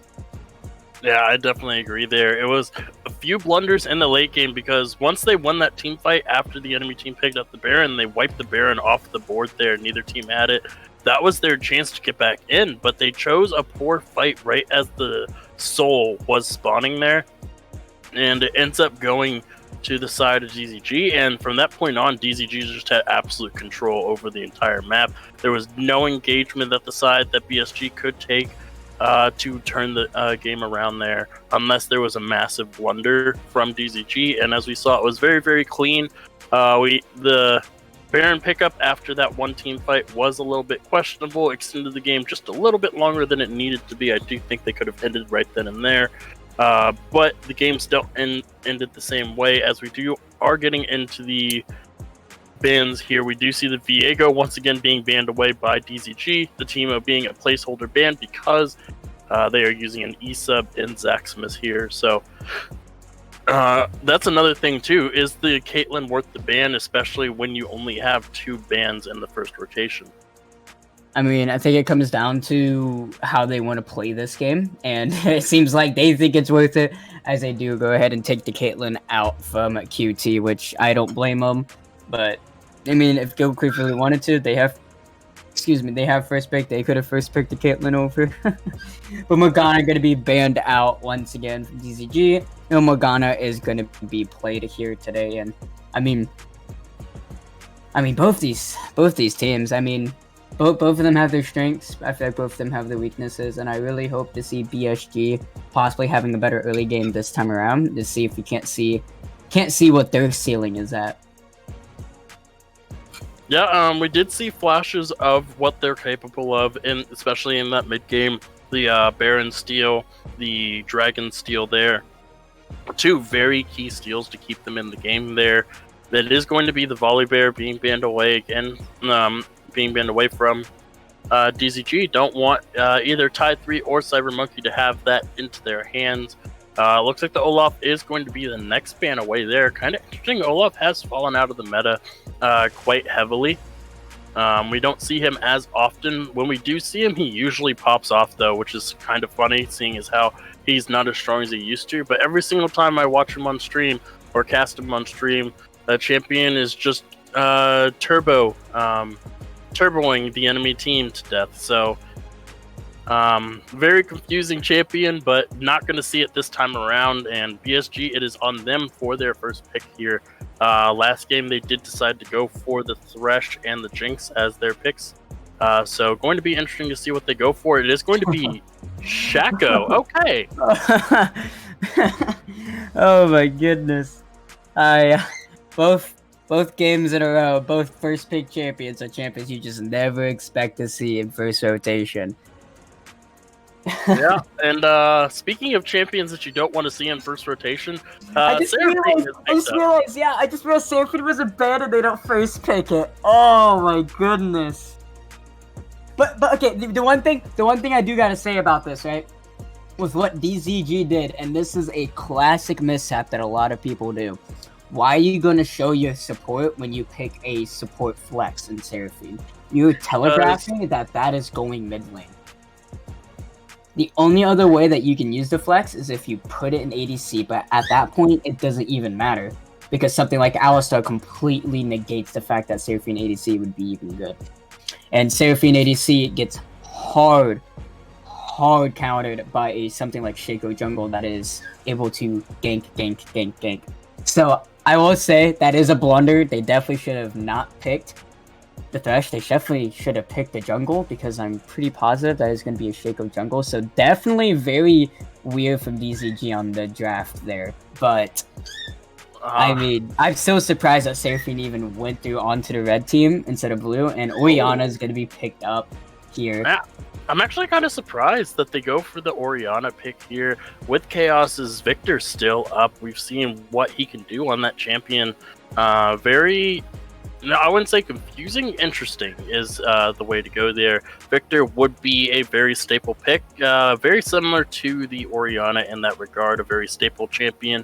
Has a lot more power this season than he has in previous seasons because of the change to his passive. Now it's just a collection instead of him having to waste gold to get to his power spikes. With the upgraded items, now they just upgrade automatically by picking up parts from minions and champion kills and whatnot. But the Orianna, still a very staple champion in the meta, going to be picked up there, can synergize very, very well with the Alistar. And correct me if I'm wrong, does the ball go invisible if it's on Shaco while he is invisible? I think it might. I wouldn't be surprised. An invisible shockwave is not fun. I'm not 100% sure. It comes with the whole thing that like Shinstan United is invisible, Yumi is invisible. So if like both those things are invisible, I wouldn't be surprised if it would be, but we'll just have to see. That's not something you see too often. So, but we're gonna see the GP banned away from range tops here, and Nocturne and Silas banned away from BSG. So definitely don't want to deal with Cyber and Ty3 having both those I would say obnoxious champions. No matter what, if they're ahead or behind, they're just very obnoxious to deal with because of the kit that they have. Both the ultimates are just very annoying to deal with. Spell Shield, Fear, big healing with a dash stun is just something you do not want to deal with at all. Yonos are going to be banned away once again from DZG. I'm guessing they did not want range top to pick up that. And there's going to be Zen. We are getting very interesting picks this time around. We have first game was like you know, very, very like awesome draft. Like it was interesting because it's not something you see too often, but it was good draft. But this one is definitely straying Yeah, I mean, I can see BSG. They definitely have a more straightforward comp so far, and oh no, The oh okay. vein. I am Oh I am my worried for goodness. DZG because every time I see Giggle pick up that Vayne, he gets like 30 kills, and it's ridiculous, and he just never dies because nobody can get onto him. And this is probably his best champion. I would say it's that or the Tristana. The Vayne pickup is going to be very, very good. Obviously, there are not a lot of tanks on DZG, so you're not picking it for the tanks, but you are picking it up because you will 3-shot every member on their team.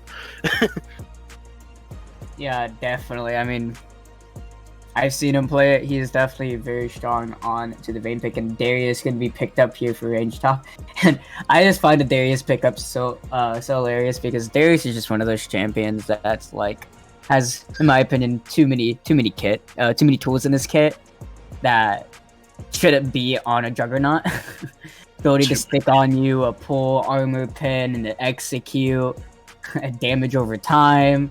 I mean, we want to talk about, and this is one of their older champions. This was set is going to be picked up once again. I'm guessing Tai 3 is finally going to be picking up and playing the set this time, as the Seraphine is going to be going over to Tsunami once again.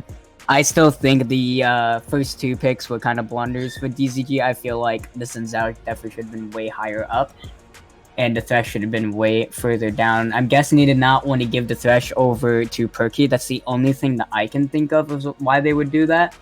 But if they pick up the Thresh, then you can just easily pick up a counter for it.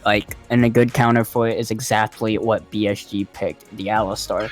Very difficult for Thresh to do anything. He flays you, he hooks you, doesn't matter, you're Alistar. Once you hit 6, you don't die. If he goes in onto your ADC, you just headbutt him away, pulverize. There's just so much the Alistar has that makes it really hard for Thresh to play the game.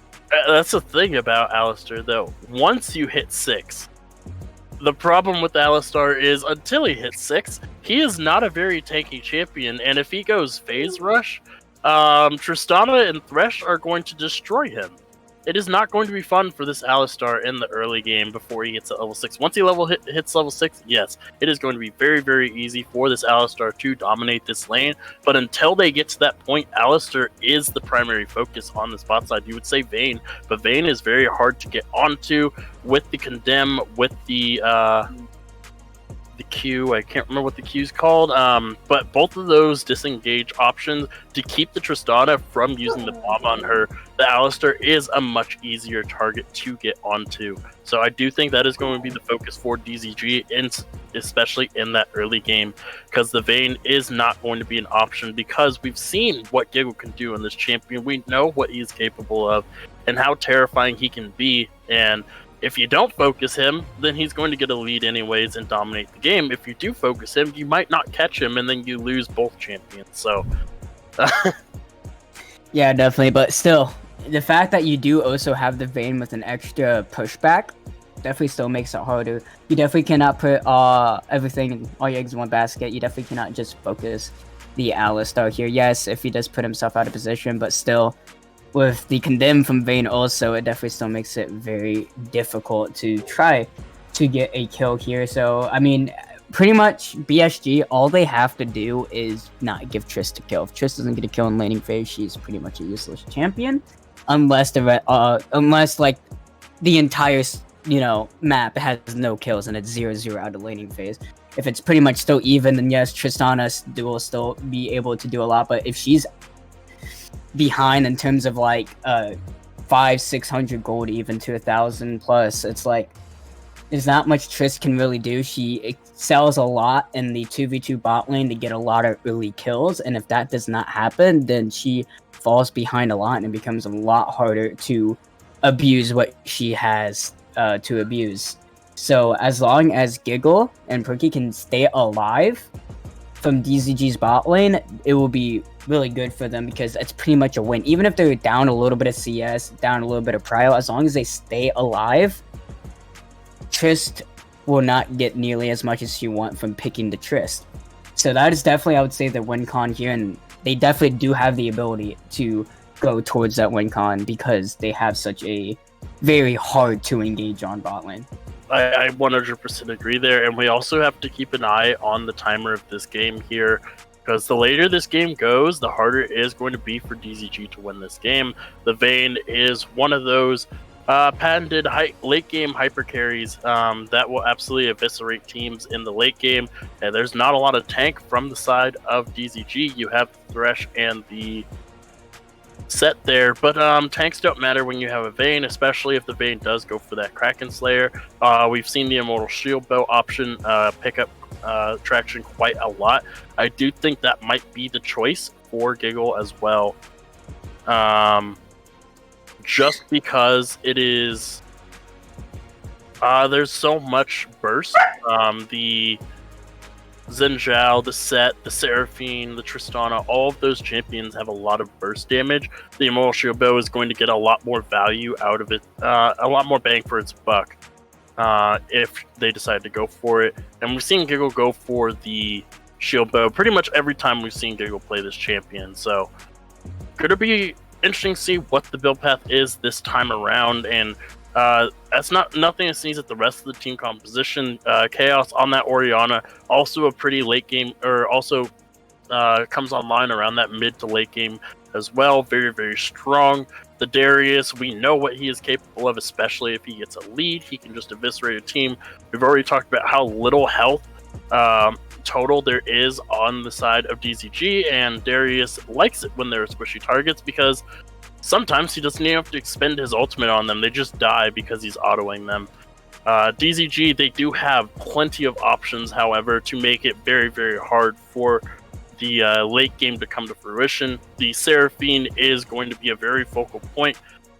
BSG wants to run at you. Seraphine wants you to run at her, so that way she can use her ultimate on every single one of you guys. The Xin Zhao can buy a lot of time with his ultimate. The Set can delay time, as we saw last game with his ultimate, with his E.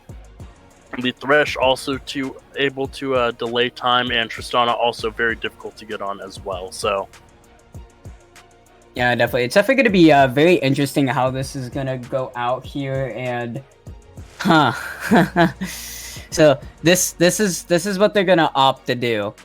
You guys cannot see it right now because we are going to be hiding the client here just due to the fact that there was a little bit of a time delay due to the fact that BSG's top laner's power did flicker, so he is going to be in the wrong order in the client, but he is in the correct order for you guys on stream right now. However, Tsunami is looking to be playing Tristana mid. And so that means the Seraphine is most likely going to go into this bot lane. And I'm not going to lie, I think this is way worse for DZG. Oh, I definitely agree. This was not the play. Tristana, while able to do better into the Orianna, I wouldn't even say better. I think Seraphine is a better matchup into Orianna, while Tristana has the kill pressure on the Orianna. Seraphine is now in a position where it is going to be so difficult to actually play the lane properly, because Vayne Alistar is very hard to disengage from, and Seraphine does not have the disengage like the Tristana does. So needs to be very, very careful, especially if the Alistar goes Hex Flash, can jump out on you, and you pretty much die instantly. Your base health is not that high, and Vayne likes it when your base health is not that high because she does a lot of damage to you with that true damage from her W. So no, I definitely agree with you there. The bot lane, I do think this is the weaker version of it. I think the Tristana would have been better down there in the bot side with the Seraphine going into the mid lane. That is a much more even matchup for the Seraphine, but I am worried about this bot lane for DZG. Yeah, definitely. And Tristana in general in a side lane, solo lane, my bad. I mean, in general, it happens with if you pick ADCs and solo lanes in general. There's a reason why ADCs are supposed to be ADC. It is because they find it very difficult to be in a lane by themselves. And Tristana, Lucian, Vayne, all those champions that have been playing top or mid are no exception. And they struggle being a solo lane. Tefelios. Yeah. Yeah, it comes with the fact that there's a reason why they need a support. There's a reason why they need someone else in the lane. It's because they don't have that much self-peel. They don't have the ability to really do well into the later stages in the game. Now, Tristana into Oriana. Tristana should be able to bully the Oriana quite a lot until Oriana hits 6. So if Tsunami can get a lead in Snowball off the mid lane, then yes, that can be something. But again, it comes down to the guess what Oriana does really well. She plays really safely, and she has the ability to poke you. And as long as she does a good job of poking you, it deters you from even going in. And Shaco, you have to worry about the Shaco. Guess what? You can't see Shaco when he presses Q. That's kind of the whole point. So if he goes into the lane, and while you've already used jump, you're screwed, have to use flash, use summoners. I mean, you're put in a really bad situation, and that's definitely not the play for DZG to put Justana into the mid lane and Seraphine into the bot lane, because Seraphine into the mid lane at least would have been able to done a better job scaling up. She gets the solo XP. She has the better ability to do more to the later stages of the game, and she could do that with or without getting a kill or having to get killed. Tristana, however, has a better, like you said, chance getting a kill more towards bot side, just due to the fact that she does have a Thresh. But also the other thing that's not really good about this is that it's a Thresh Seraphine. That it makes really no sense to have Thresh Seraphine. It doesn't really do much. You guys don't really have that much kill threat. You have no prio, and you just die to Vayne Alistar. I think they go for the Seraphine Thresh because of the Shaco. Seraphine, as we've talked about, does not have any form of escapes, and if the Oriana does go hard engage onto the Seraphine and Shaco is in the area, you have to flash out or you die. At least in the bot side, you have the safety of the Thresh Lantern. Tristana has the safety in and of herself with the jump and the flash. Seraphine just has the flash. I can see why they go for that, just because of the Lantern for the safety against the Shaco. But other than that, I do agree with you. I do think this is a poor matchup for the Seraphine Thresh. They don't have damage, especially in the early game against this Vayne Alistar. They are two very immobile targets, very hard to get away from these two champions. Yeah, definitely. I do agree with you there, but ladies and gentlemen, we're running out spectator delay here for the 3-minute delay for competitive integrity, but we're going to go into a quick break. We'll see you in a few minutes for the game 2.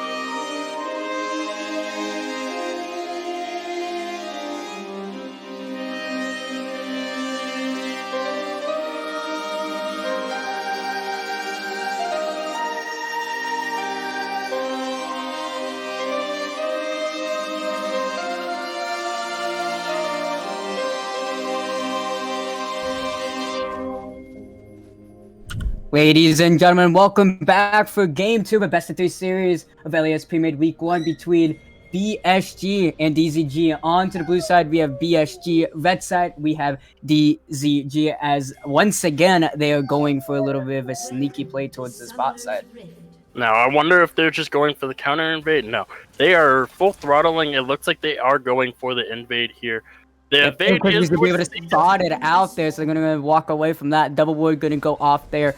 Somebody going to be spotted out there, and that is going to be a very harmless. I wouldn't say harmless. It is double wards used, but still harmless enough. Still not going to be a kill within the first minute of the game, sadly. If these teams could only give us what us casters want. Yeah, well, I mean, you don't want that because last time you got a kill in the first minute, you didn't stop talking for 25 minutes, so... True, but it does make it really hype. It makes it a fun game. Yeah, I definitely agree there, though.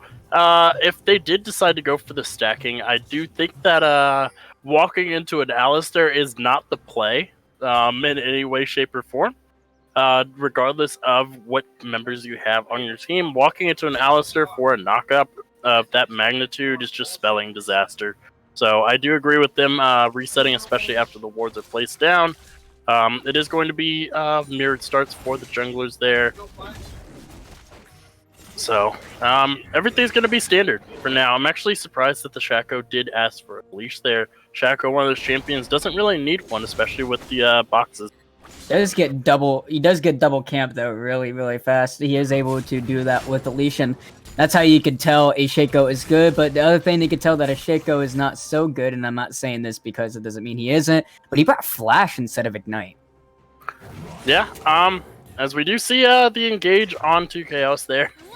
Nothing gonna happen there, but did get the level 2 advantage, but Orianna not really much worse for it. Takes a single auto plus the E, so not gonna take too much damage. And he does have the Corrupting Potion. Level 2 is gonna be thrown out first for red side here, but it is gonna be Zaximus here, and QT gonna be forced to flash. Xanabar so far up ahead. And it looks like level 2 is going to maybe get off of the spot lane. Not quite yet, but it is going to be heal flash coming out from Xanabar. Can they get the kill? It is going to be exhaust coming out. One more honor will be enough. First blood going to go over to Zaximus.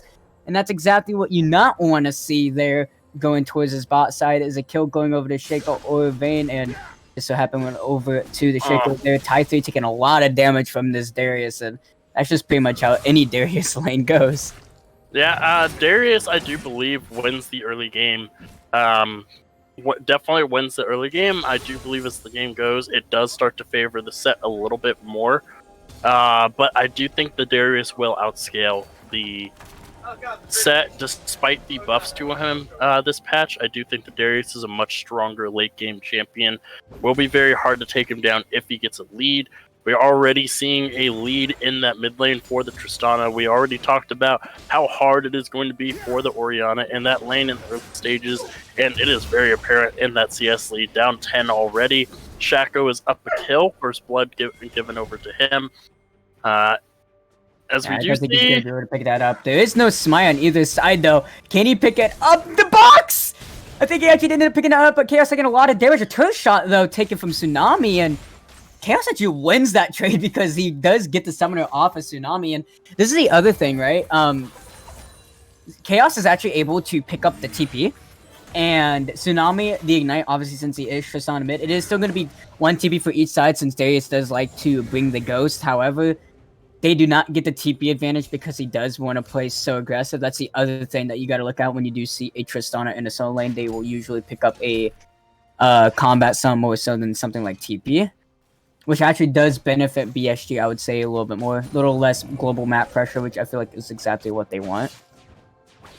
Yeah, I definitely agree there. And Tristana able to rotate relatively fast, if needed to, pretty much either direction. So Tristana not really needing it as much as the Orianna. Orianna does not move very fast unless he uses the Dissonance. I do believe that is what her W is called, Dissonance. I'm going to double check that just to make sure. See if I remember my game. Yep, I do. It is Dissonance. As we do see, Zaximus is into the top side here. You will throw the shiv, but it's not going to be enough there. The ward there going to be able to spot out the Shaco. And a bot lane being pushed really hard for the favor of BSG. And, I mean, that's pretty much how this lane is going to go here. There's a CS lead going over to Giggle Creep. also, but a CS lead going over to Tsunami as well. So both sides having a pretty hard winning lane, but Range Tops has a lot of uncounted CS here into this top lane and is still ahead by about 4 on to tie 3. So he still has a lot to gain from this wave here. And Tsunami continue trying to build Chaos, but if Tsunami does not get a fully stacked bomb, it doesn't matter how many times he does that, because Chaos with his QWE combo from Oriana just will pretty much out damage, because the fact that he does get a shield and Tsunami does not, and he also does have corrupting potions. That is, Ty is going to take a negative trade once again in that top side.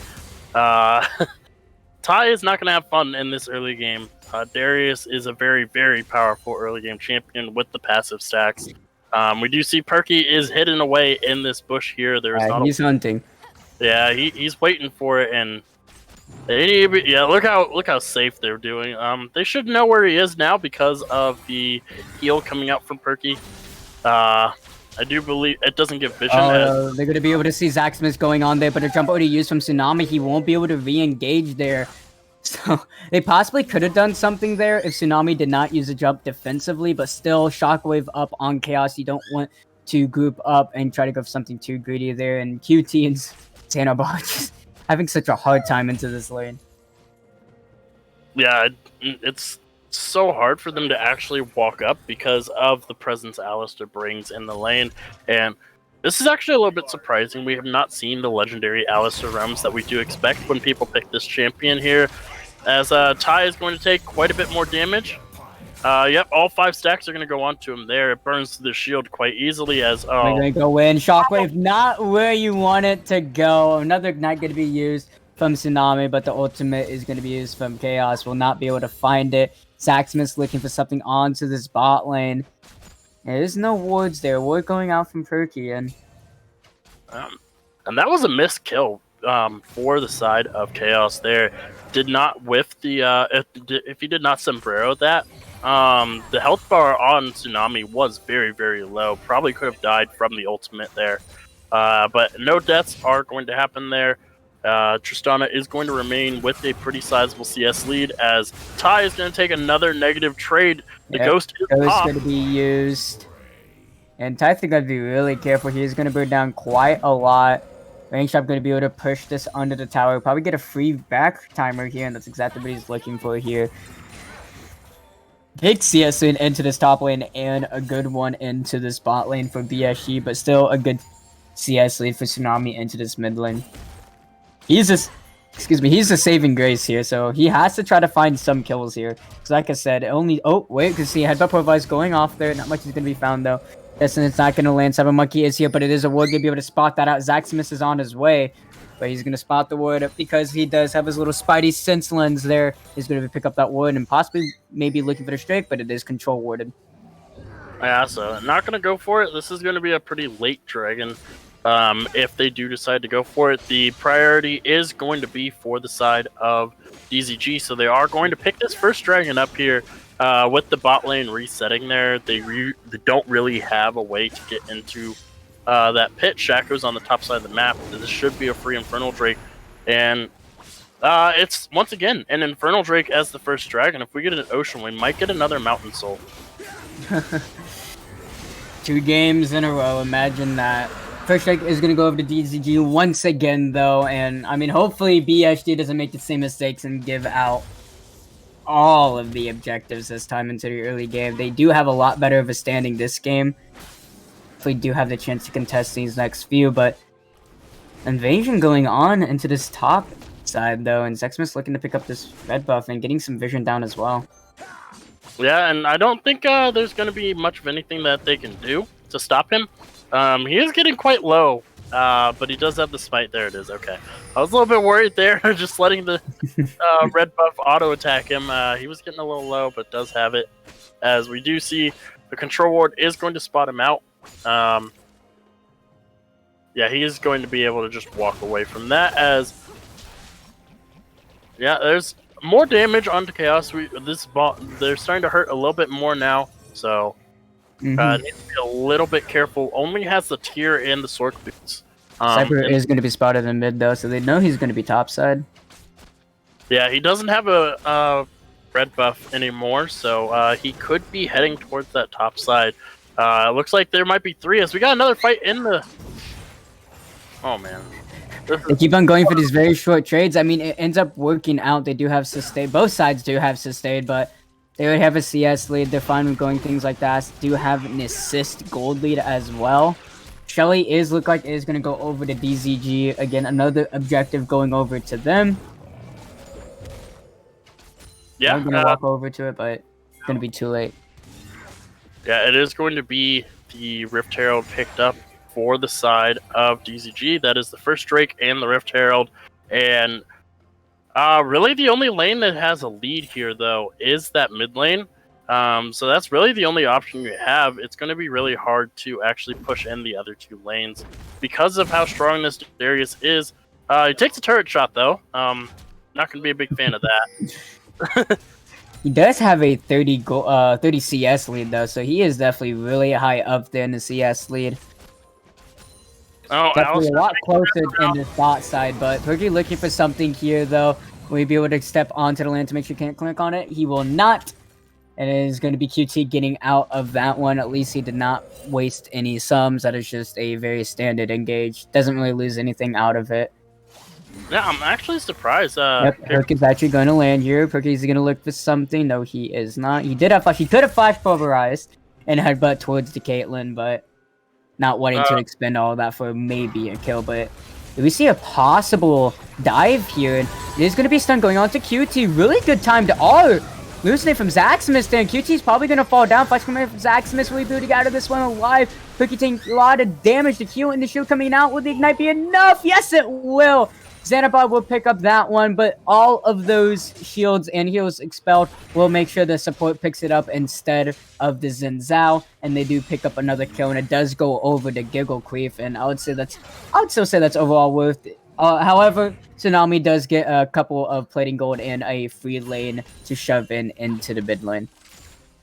Yeah, thankfully the Giggle, be careful here. We'll be forced to flash. Walking a little too far up here as we see something going into the top side once again. Taking a lot of damage there, and it is going to be the Haymaker used, possibly a little too early. Another Q will be enough for the R. Doesn't even need it. Flash, a W auto with the R there, and Chaos is here. Xanabar is going to be able to walk far enough away. And it's going to be the Tristana walking down here to make sure that his team will be able to walk out. And there's going to be a kill going over to Range Tops here, and it was bound to happen at some point or another there. Death Sentence is going to land, and there's going to be a stun coming out from QT, but they have a lot of prio over this Drake that's coming up in about 50 seconds. Yeah, they do have a lot of prio, but the Vayne still has not gone back in bot, which means that these bot lane champions, it is favoring the Seraphine in overall power right now. She does not have the ultimate, though, but Giggle sitting on 2,000 gold right now can make or break a fight, but until that happens, the gold lead is smaller than what it looks like because the gold isn't in items just yet. So yeah, definitely. And Drake is still spawning 15 seconds. If they want to back, they can, but they will be giving up a lot of pressure. But Xanabar also back in here, so DZG probably not even going to look at for themselves, but he actually stops the back, maybe possibly looking to shove in this lane, though. But Zaximus is still on this bot side. He still has his Krugs to collect, and he is seeing if they are on this, but they are indeed not on this quite yet. It is TP up for tie 3, so they have to be careful for that numbers advantage. Tsunami did use his jump, though, so he does not have it up. He's got to be really careful, taking a lot of damage there. Shiv is there. Auto Flash is going to be there, but a Flash command will be there from Chaos. And that is going to be able to pick up a kill for the Orianna there. And that's what I was saying. He has to be really careful not to use his gap closer. Not to be really careful here. They're going to try to go for the Drake here. But Perky is here. There's going to be Loose Snake coming off there. Really good art coming out from the Seraphine. But it is going to go over to Zaximus once again. The God of Steals. And it's going to be coming up from Tythea into the backside. Gilcreek trying to do as much damage as possible. Tythea going to be the next target from Chaos. But he has no more mana left. A lot of damage coming off. Tythea is actually going to fall down. Really good Loose Snake. Going to fear onto 3. That kill going to go over to Zaximus, and Xanabar possibly be the next target, but the Blast Plant will be enough to keep him safe. Really good play coming out from BSG. They're going to find not just another, not another, but a Drake for themselves. We're going to be able to find quite a bit of kills. 4 kills in total there, 1 earlier from Tsunami, and 3 into the Drake fight. They pick up the Drake as well, a Talon to the top side, and they are firmly ahead in this game. Yeah, and that was, I do believe, 4 for 0. And they are going to pick up that top tower as well. They are going to steal the dragon, and they're going to get a lot of damage onto this bottom tower as well. In fact, they may just take it. No, they don't have the minions to take it this time around, but the Seraphine is walking, trying to get here in time. But it is the... No, they're not going to go for it. They are going to reset here. Vayne still is not... Vayne did go for the Immortal Shield Bow here. So we do see that defensive item being the first buy, as we usually see Giggle go for. The Darius is very, very far ahead. Has second most CS in the game, has a kill, has an entire turret under his belt. Did manage to get, I believe, 3 of the 5 platings before the turret went down as well. So... this champion is an absolute monster. And Tristana, what are you doing? What are you doing? Very far up. I think this is going to be a death sentence for him. No flash, not even up for another few seconds. Range Chop's going to be able to pick up that one. Another kill going over to this Darius, and I've seen this enough in solo queue games. 2-0 Darius, 1-0 Darius. A Darius that's ahead is not a fun one to play against, especially with the comp that you have right now. Mid squishy and an AD squishy with even a jungle squishy, depending how he is playing. Actually, not, because he is actually going for Frozen Fist into this jungle, so that's possibly why we see the Conqueror instead of the Hero Blades. He's not going to opt to go for that Eclipse. Shelly's going to be started out from BSG. And... more positionings for the mid laners, because it looked like Oriana was getting rotated on there. I do also want to shout out Quintic there with the rate of 10. Thank you very much, good sir. Glad to have you. Hope you enjoyed the games. We are in game 2, currently 1 up for DZG. They are trying to even this gold lead out, as they are going to take both the bottom and the mid lane tower with little to no effort. The rotations are very, very slow for BSG, and they're now down in turrets, and the gold lead just shrinks just a little bit more. Yeah, definitely. And I mean, I'm just trying to think how DZG can come back from this. They have to buy as much time as possible. Do the same thing that the BSG did last game. Buy as much time as possible. They did get an early Drake, so they did buy the extra 5 minutes, but it is going to be a Cloud Soul for this game, and Cloud Soul doesn't seem too great, but when you have people like Vayne, Alistar, Shaco, Darius, I mean, it becomes such an annoyance to deal with, and even just the ultimate CDR, the cooldown that it gives for the Oriana, just constant shockwaves would be a lot. So Cloud Dragon actually does do a lot to help both Soul and just the regular buff it gives for almost everyone on BSG. Yeah, and I don't want to understate just how powerful it is for BSG as well. Once that Darius uses his first ultimate, the ultimate reset starts coming in, and he has the Ghost, you are not getting away from him at any point in time. Ever. The Shaco will get massive movement speed bonuses when he uses his clone.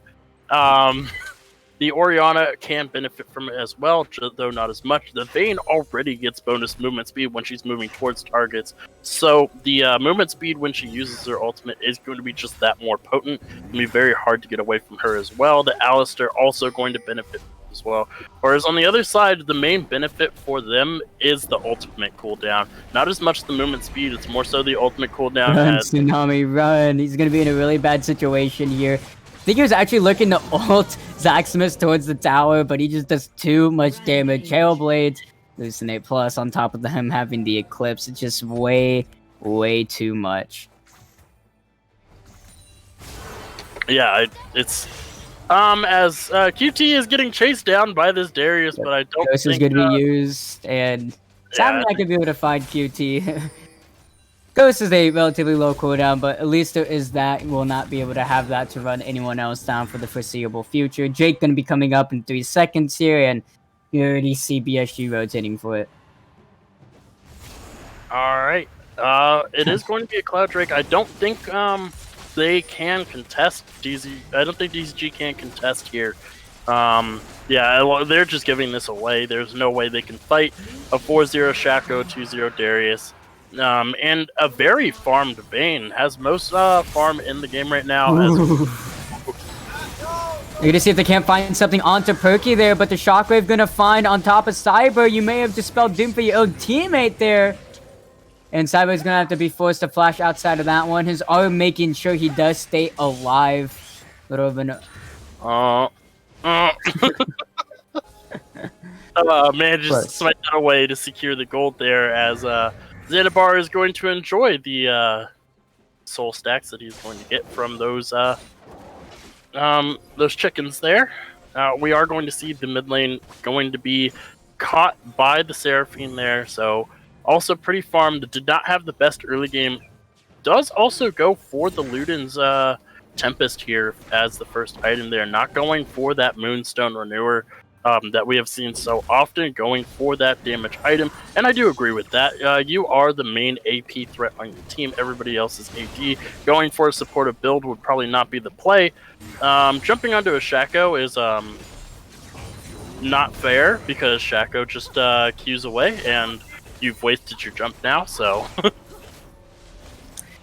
Yeah, Tsunami definitely not having a good time, and I mean that's exactly what I said. I was going to most likely happen here for Tsunami, even in a lane that he should absolutely destroy into Orianna. Orianna has 0 deaths, a kill, and 3 assists, and Tsunami has 3 deaths. So definitely not having the best of times here. Saimaki being forced to use his ult once again to push away range tops there, and I mean they're just not getting enough time to breathe here. They're just constantly threatening. Like, Tsunami once again has to run away from range tops here. And this Alistar constantly roaming and running around. The amount of CC that he can put out, you just have to be so careful that you don't walk too far. Yeah, and speaking of champions that are hard to kill, as long as that Alistar is nearby with that locket, on top of the shield that the Vayne gets from the shield bow and the healing, just those 2 items. We've seen this combo before between Giggle and the support. It was Banana Bread before, this time it is Perky Tricks. But we've seen this combo before, and it is an unkillable combo, especially in the early stages of the game. There is so much shielding between those 2 champions, and healing as well. It is so hard to actually burst down the Vayne, especially with the Vayne invisibility as well. So, even the easy option, the Orianna and the Vayne are not easy targets for the side of DZG because of their self-peel, their self-sustain, their ability to delay fights long enough for the rest of their team to arrive. I'm starting to see less and less options for DZG to actually come back into the game, honestly. Yeah, I mean, if they could steal away these dragons, possibly look for a Baron steal when BSG does go for it, do exactly what BSG did to them in a previous game, then yes, but it seems like BSG are constantly looking for plays. They're not just looking to settling for objectives, which looked like what DZG was doing in the previous game. They're constantly looking to see if they can't find kills, can't find plays, instead of just settling for objectives. They're not afraid to go for these very aggressive plays because they are so far ahead. So they're definitely not scared to play chicken with their lead. No, I definitely agree. BSG, they have taken the foot off the gas pedal just a little bit. We haven't had any sort of high intense action for a while, and as I say that, Tythey going to be caught out here. A lot of damage going to go off. Showstopper is there, but Shockwave is there. Really good art from the Seraphine. See if they can't find a kill onto the Shaco, and they will. To 700 gold going over to QT. He's going to kindly put that in his pocket. No questions asked. He is fine with that trade, but still, that is going to be Tythey down, but the jungler down. Jake is spawning in 48 seconds, so he will be up by that point. You do lose a lot of your team fight, though, from Tythey being gone out, but you do lose a lot of damage to BSG from Zaxxmas being out as well. So both these teams really don't possibly want to fight unless they do find a pick. Range Chops is still into that top side pushing. Tythey does have TP, so he might be looking to head to that top side to stop Range Chops from pushing this one out. Range Chops is going to have to decide whether he wants to continue going top or reset and head bot side for the streak that is spawning in about 15 seconds. I really hope BSG does not just give this one up, because they definitely do have the ability to fight for it 100%. And Range Chops is actually going to go ahead and possibly stay up here. No, it looks like he is actually going to rotate down. Yeah, and I was going to say that the team fight is very favored as we Box do got. attempting on Xanabar here. The box is going to be used, and that is an ultimate gone from the Thresh. And Alsa still hasn't used his. He still does have Unbreakable Will up.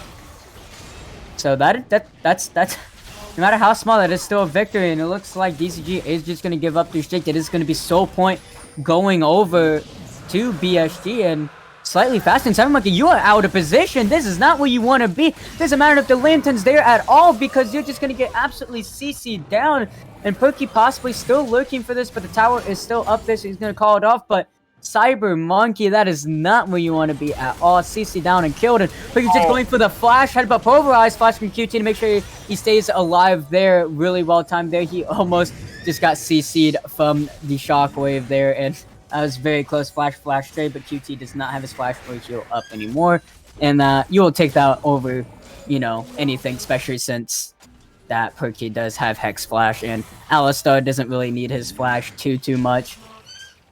Yeah, I was worthwhile trade. Note before that dragon fight that because of the kill onto the Shaco, their main team fight initiation, the Seraphine ultimate was down and the set was dead. Those two very powerful, the two champions combo off each other very well, and because one of them was dead without an ultimate and one of them didn't have an ultimate, they really could not fight a team fight around that dragon pit because every one of the enemy champions ultimates were up. Shaco has a very short cooldown on his ultimate there. 58 seconds. It's just going to get shorter once he finishes off, or if they can pick up this Cloud Soul, as we do see the Baron actually getting started here. Tristana does not have a TP, is going to have to take the long way back. It is going to be a 4v5 if they decide to go for it. They do see that it is starting now. Trying to Destiny to get as much vision as possible. They do have a Vayne, and Vayne just absolutely shreds these objectives. TP is up if they need it. They're gonna go for it. Can they steal it? Yes, they can! Cyber Monkey for the win! He's gonna be able to pick up that one. Lantern over the wall, make sure he stays alive. Type 3 gonna be the target, but he's gonna flash over the wall. Flash traded from Zaximus there. A lot of damage coming out. He's gonna be able to find the kill. Yes, he can! Type 3 is gonna be able to pick up Zaximus. Kill Quick couldn't find the trade kill at the Type 3, but you 100% take those. Cyber Monkey giving a little bit of taste of BSG's own medicine by stealing over the Baron, but this time, oh wait, possibly seeing something go onto Chaos here. Tsunami looking for something here, but Chaos doing a lot of damage, but so is Tsunami. He does have to jump up once again, but he is going to go golden with his stopwatch. Is going to be enough? No, it will not. Both are going to be about one auto away from each other. What a top 10 anime battle there. Both were just about to fall, but both end up living, but besides the fact, it is going to be Cyber Monkey picking up that steal, and that's exactly what they needed. And it's kind of funny. They are actually down 9 kills and 2 dragons and even a towers, but they're only around 2.5k down. So yeah, they're definitely in a better standing than BSG was in the previous game. Yeah, we did talk about this, but we do also have to remember what the late game team fight looks like for BSG. In the other game, the BSG had a stronger late game and they were losing. They just had to get to that late game. Unfortunately, they weren't able to execute it fast enough. This time around, they have the stronger late game and they are in the lead. Yes, they do lose the Dragon, or they lose the Baron, but that is perfectly fine because they're still scaling up. That is 270 CS almost for the hunting here is Zaximus. If you can find someone, but they have to be really careful. It's a 3v5. Shockwave's not going to be fine when it needs Zaximus. Clone's about to fall down there, and it will, but it's going to get a lot of fear off there. Showstopper is going to be used right into the backline. Zaximus almost falls down. Gilcreep going to killing spree. I'm talking too fast for my own good. So Monkey could be the next target there. Really good Seraphine, but it's not going to matter. Flashing at Gilcreep be really well timed. He's doing so much damage. Continue to be the next target. Is going to go in, but it's not going to matter. He's going to fall down from the DOT, but it looks like going to be a triple kill going to Gilcreep. And it looks like Rainshop is going to be able to pick up the quad. Oh, he's going to steal the quad over from Gilcreep, and it's going to be Tristana solo onto the bot side there. And this is going to hurt a lot. They're going to lose a lot from this, but it is still going to be Tsunami pushing down. Zaximus is here, though. Tsunami's going to have no idea. Look at the damage! It is going to be an ace. Going to go over to BSG. Could they possibly end the game right here? It's 45 seconds on Tsunami, but it looks like maybe they're just going to take this inhib and back off here. And What an explosive fight. It looked like possibly DZG could have found something from it because they did not have the numbers. They did have the numbers advantage, but BSG going to be able to stick it out long enough for the rest of the team to follow up there, and triple kill, almost quad, going to go over to Giggle Creep. Yeah, and the most pivotal thing about that fight, because that fight looked perfect from DZG, Seraphim's ultimate wasn't up yet. It was still about 5 or 10 seconds away from being up. If the Seraphim ultimate was up at the start of that fight, I do think DZG can turn that fight and actually win it there. But because multiple members died before the ultimate came up, had to use it as a disengage, and unfortunately did not catch the members that needed to be caught for the successful disengage. The Darius flashing over it, the Vayne, I do believe it missed the Vayne there, and Soul is going to be picked up for the side of BSG. And this looks like we're going to game 3. I don't like the right out teams before the end of the game, but it is looking very dire for the side of DZG. They have to get a miracle play here within the next 5 minutes, or this game is just over. Yeah, I mean, that, like I said, the ban seal was good, but it only goes so far. They definitely were not on the winning side of that previous fight, and now Giggle Creep stronger than ever here, has the Bork, has Shield Bow, has the PD, and he looks like he's going to go into a Zeal item here, so he is definitely extremely strong here, and even without Baron, BSG can threat dives very easily, just due to the fact that they have the Shockwave combo with the Unbreakable Will from Alistar. Alistar presses that button, he just doesn't die to towers. So they definitely have a lot of siege and dive potential and threat that DZG will have to watch out for. Yeah, I 100% agree there. The Vayne is so hard to take down. 5-0 and 5. We hyped up Giggle's Vayne a lot. And unfortunately, DZG is a new team in the league and has not seen Giggle's Vayne, but they are learning today just how scary he can be on this champion. And the plays that they have to make, it can't just be one. They have to do a series of miracle plays to get back in this. They have to get a pick onto the Vayne. They have to get the Elder Drain. They have to get the Baron. They have to do pretty much everything in their power. They have to play this game perfectly, and the side of BSG has to make multiple mistakes in a row for the side of DZG to actually come back into this game. Yeah, but he knows you can pray and you can hope. It's possible. We've seen comebacks better than this, so it is definitely still possible for DZG to come back from this one. No, 100%. The game isn't over until the Nexus explodes. That's what I like to say. Exactly. I have personally come back from 13,000 gold deficits before on stream, so it is definitely possible. You just got to be. You don't want to go for that. I was hoping no, it wasn't going to be another one of those Thresherks. We are going to see the Baron dance begin again, but Darius is on that bot side of the map there, and who to send to stop him? The only person who can, Tythee, because he's the only one with teleport, and Baron is actually going to be started out here. It's getting shredded down, so this is going to be a 4v4. Can Cyber Monkey do it again? He has Flash, they do have Vision. Can the Madman do it again? He's gonna go for it. Can he do it? Yes, he can! The second steal in a row. Cyber Monkey snaps him onto, but the re-engage for BSG. Can they find what they need? Xenoball gonna take it very low. Cyber Monkey will be the next target. Cricket Trick's gonna find a kill on that. Headbutt back into the team. Cyber Monkey gonna fall down to Zaxmas. He's now on a killing spree. QT could be run down from the ghost from range top stair. Look at that dash, and a double kill gonna go over to Zaxamis, and there's already supers on the Nexus towers here.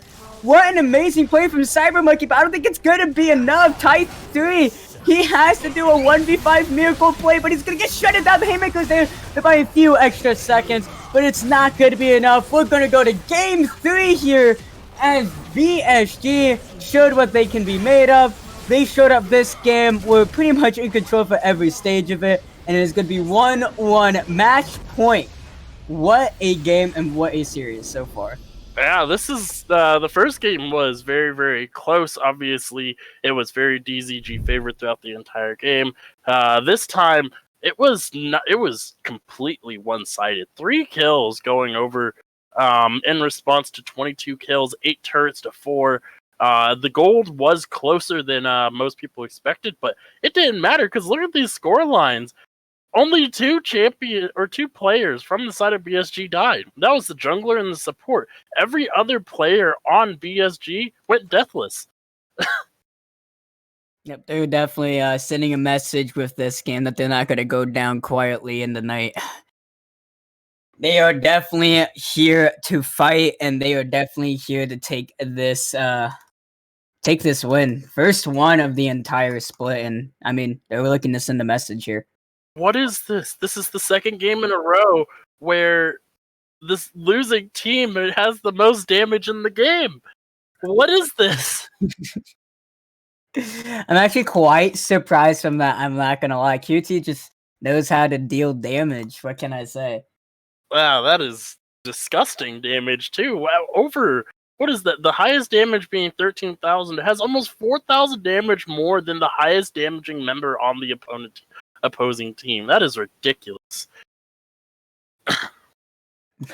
Could possibly be because the amount of people on BSG that was fed and was able to deal damage, while it seems like QT was the only one that was actually able to really do the damage he needs, because Triss was so far behind, and Xin Zhao ended up going tank instead of damage. So pretty much the only person that was able to do damage and stay alive was QT. So that is possibly the reason why his is as high as it is.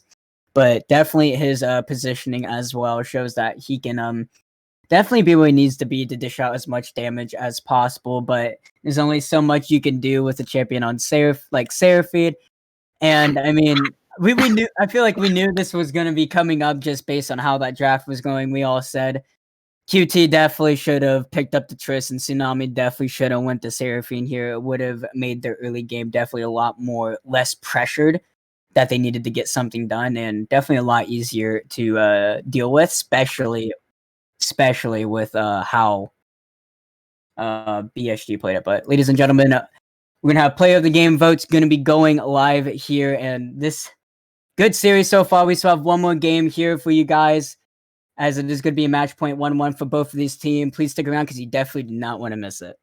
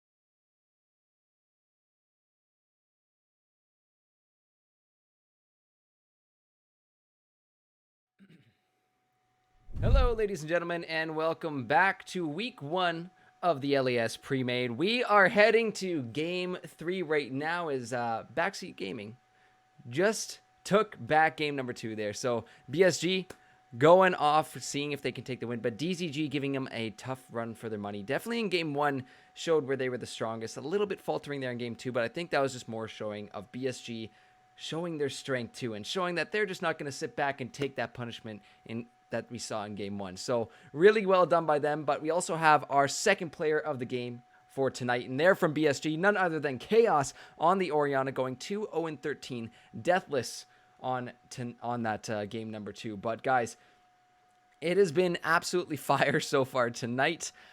We have seen lots of good back and forth between these two teams, but I know they're ready to get going for this draft, so I'm not going to let you guys wait any longer. I'm going to send it back on over to our casters. So Dream and Sheep, take it away, fellas. Let's get this going and see who's going to win this series.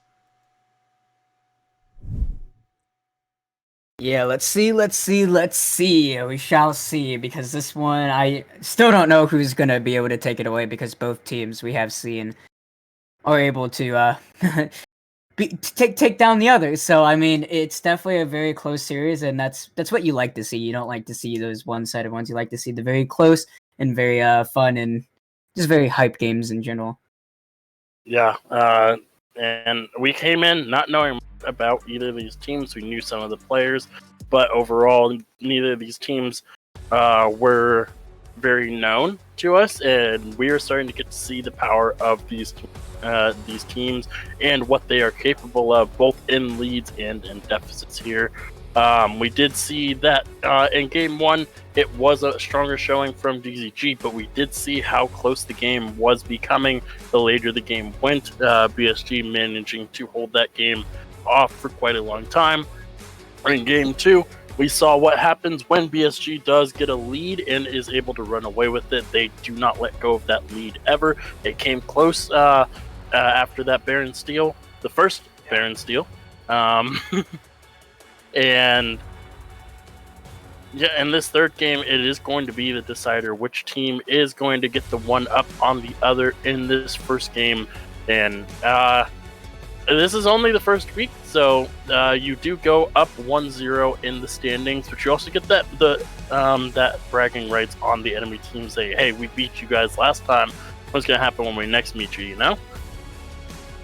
Definitely. Also, the first team to win on stream on top of that, so definitely would feel really good. So far, we've seen the same bands coming out. Caitlyn from BSG, Viego, Morgana, and Olaf coming out from DZG, so looks like nothing new as of yet, which maybe something might be new for BSG. Nope, Volleyball once again, possibly. Yep, yeah, Volleyball once again. Yeah, not scared of the Seraphine anymore after the last showing. Obviously, the Seraphine did massive amounts of damage, but it didn't mean all that much in the grand scheme of things. Damage only gets you so far, and it is going to be the first pick Seraphine this time, so they are able to do a few tweaks. They don't have to pick the Thresh this time around. So wondering what BSG is going to respond with, because once again, this is a triple flex champion, can go into that mid 80 carry or support role. So very curious to see what they decide to go with it this time. I do not think they are going to pick up the Tristana in that mid lane again. It did not pan out for them last time at all. Not able to get much of anything despite the early game presence they had, and they're just going to go back to the Shaco. And the Alistar. Do we see a round 2 of the exact same comp? Yeah, I mean, they pick up the first 2 champions. They weren't banned away. Honestly, if you ban out Shaco, it just leaves too many things open. The Alistar might have been good over the Morgana, but we are going to see the Nocturne being picked up, and this actually is a very good synergy between the Seraphine and the Nocturne, because the moment Nocturne ults, you don't know which direction that Seraphine ultimate's coming from. You can't dodge it very easily. They are going to go back for the Thresh as well. So a little bit of a blend between the Game 1 and Game 2 comps from DZG here. The Nocturne is going to feel probably a lot better in Cyber's hands. Did very, very well on that champion in the game. And Vayne is going to be Give picked us up. the same comp, BSG. Exact same comp. I want to see it. Give me the Darius. Give me the Oriana. I want to see it. That would be something, but I doubt DZG will allow the Oriana or the Darius to go through once again. So we'll have to see. BSG thinking on their next ban though. Yeah, the last 2 games they have banned away the. Let's see here, they have banned away the Nocturne and the Silas in game 2, and in game 1 they banned away the Nico and Oriana. So expand out. yeah, there's the Silas and Kaisa actually being banned away here. Interestingly, from the side of BSG here, we haven't seen that champion the entire series, so quite interesting to see that it is getting picked or banned away here. I do think they believe that the Seraphine is not going down into the ADC role. We did not see it work out last time, so I don't think they are going to roll back to it. Darius and Victor going to be the bans on the side of DZG here, so not going to see Chaos's Victor, not going to see range tops Darius either, so the game is going to have a bit of a difference here, but we saw what that Shaco was capable of. That very early gank from the bot side made it so possible. And Oriana, they are going for the salty run back here. That is 100% what's happening. The only champion that is going to be different is going to be that Darius in the top lane. Oh boy, it is going to be the Shen picked up for DZG. The shielding is massive. And it is going to be a mid lane Seraphine. This is much, much better. If they send that Jinx in the mid lane, I will walk away from my computer and you can solo cast. I think I'll just let Gurf solo cast, because I think I'll walk away too.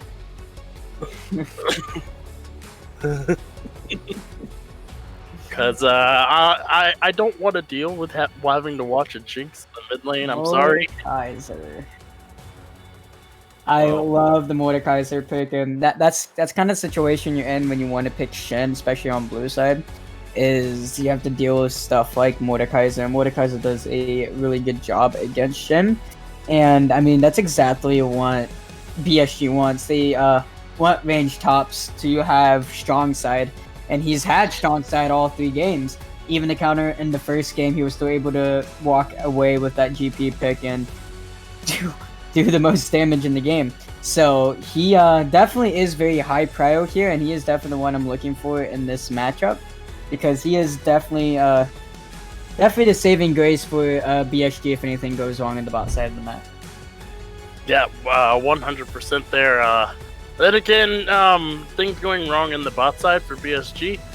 We saw everything go right for them last time. We almost always see everything go right for that Vayne and Giggle's hand there. So it's an uphill battle for DZG. Once again, I do believe that the composition that they have built is definitely stronger this time around. There is a lot of front-to-back team fighting. The Shen Nocturne delivery system is going to be very potent. Jinx, we may get to see a few more neutral objective steals because Jinx is in the game. I feel like that's the main reason people pick her nowadays, is because that ultimate can steal objectives so easily. And for the side of the BSG, the Shaco has returned, and we saw the devastating effect he had on the map, on the lanes, pretty much everywhere. There was nowhere that a champion was safe, and there is less disengages this time around from the side of DZG. So going to be a little bit harder to get away from the Shaco, and with Seraphine in the mid lane, she does not have that safety of the Thresh to pull her away as good as it helped her last game. Spoiler, it did not. So going to see the Seraphine into the Oriana. This is the matchup that we expected last game. Going to see it this time around and get a new matchup in the top side, the Mordekaiser versus the Shen. What do you think about that one? I mean, it's been telegraphed a lot that Mordekaiser is the go-to counter for Shen.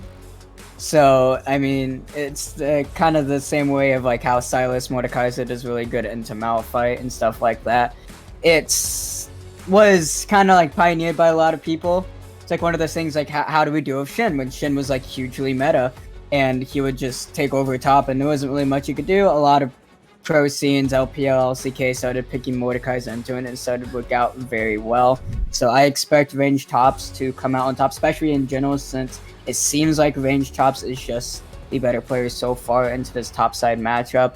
Even when Tai3 got the counter pick into range tops in terms of like that Silas, and he still fell short, and range top was still able to find a lot. And game 2, we saw range top just absolutely take over against that Darius set matchup, and I expect the same thing to happen here. And it just helps even more that he does have the counter pick into Tai3 once again. So I expect Mordekaiser to do really well this game, and if they're not careful, he could definitely take the game over. I've seen it happen multiple times. Yeah, I 100% agree here. Mordekaiser able to pick and choose who he wants to from the fight. Interesting question though. If Shin is channeling ultimate and he gets put in the death realm, what happens? Does he just go to the farthest point away from the Mordekaiser in the death realm? I think it just cancels or the farthest point. It's either or. It's not a cancel, right? Like it doesn't actually cancel a channel. It definitely does not go to the champion. I can tell you that. Yeah, I know that much because that would be a very weird bug. But I do think he just would teleport to the farthest instance away, closest to the champion. So we'll have to see what does happen if it does cancel or not. So I'm actually very curious to see how that interaction. Obviously, Nocturne can, if he times it right, spell shield the Mordekaiser's ultimate.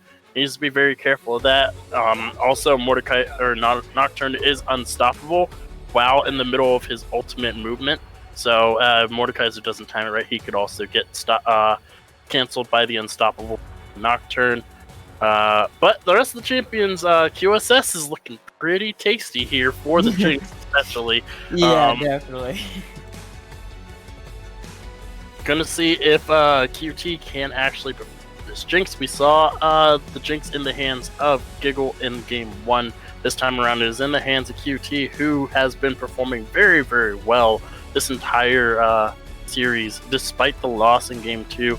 Did perform pretty heavily in the damage charts. Obviously, it didn't pan out to much of anything, but on a late game hyper carry such as the Jinx, you have to be a little bit wary. There is a lot of front line to burn through from the side of DZG, but there is a lot of backline access as well from the side of BSG, so you got to be very careful on both fronts.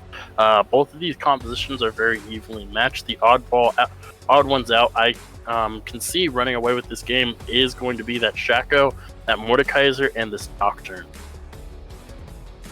Yeah, no, definitely. And I mean, just Nocturne in general, right? It's like, it was banned out the second game for a reason. The ultimate from Paranoia is very annoying to deal with, and he has a very easy time to gank once he hits 6. And Shaco has a very easy time to gank pretty much once he hits 3. So, I mean, Shaco has a little bit of a faster ganking curve. However, the counter gank from Nocturne can still be pretty strong if you aren't careful pre-6 because of his Fear and his Spell Shield. So, I mean, both these teams have the ability to take this game away, but I think it's just one of those other things is that you don't want BSG to scale. Because once again, their scaling curve is definitely a lot stronger.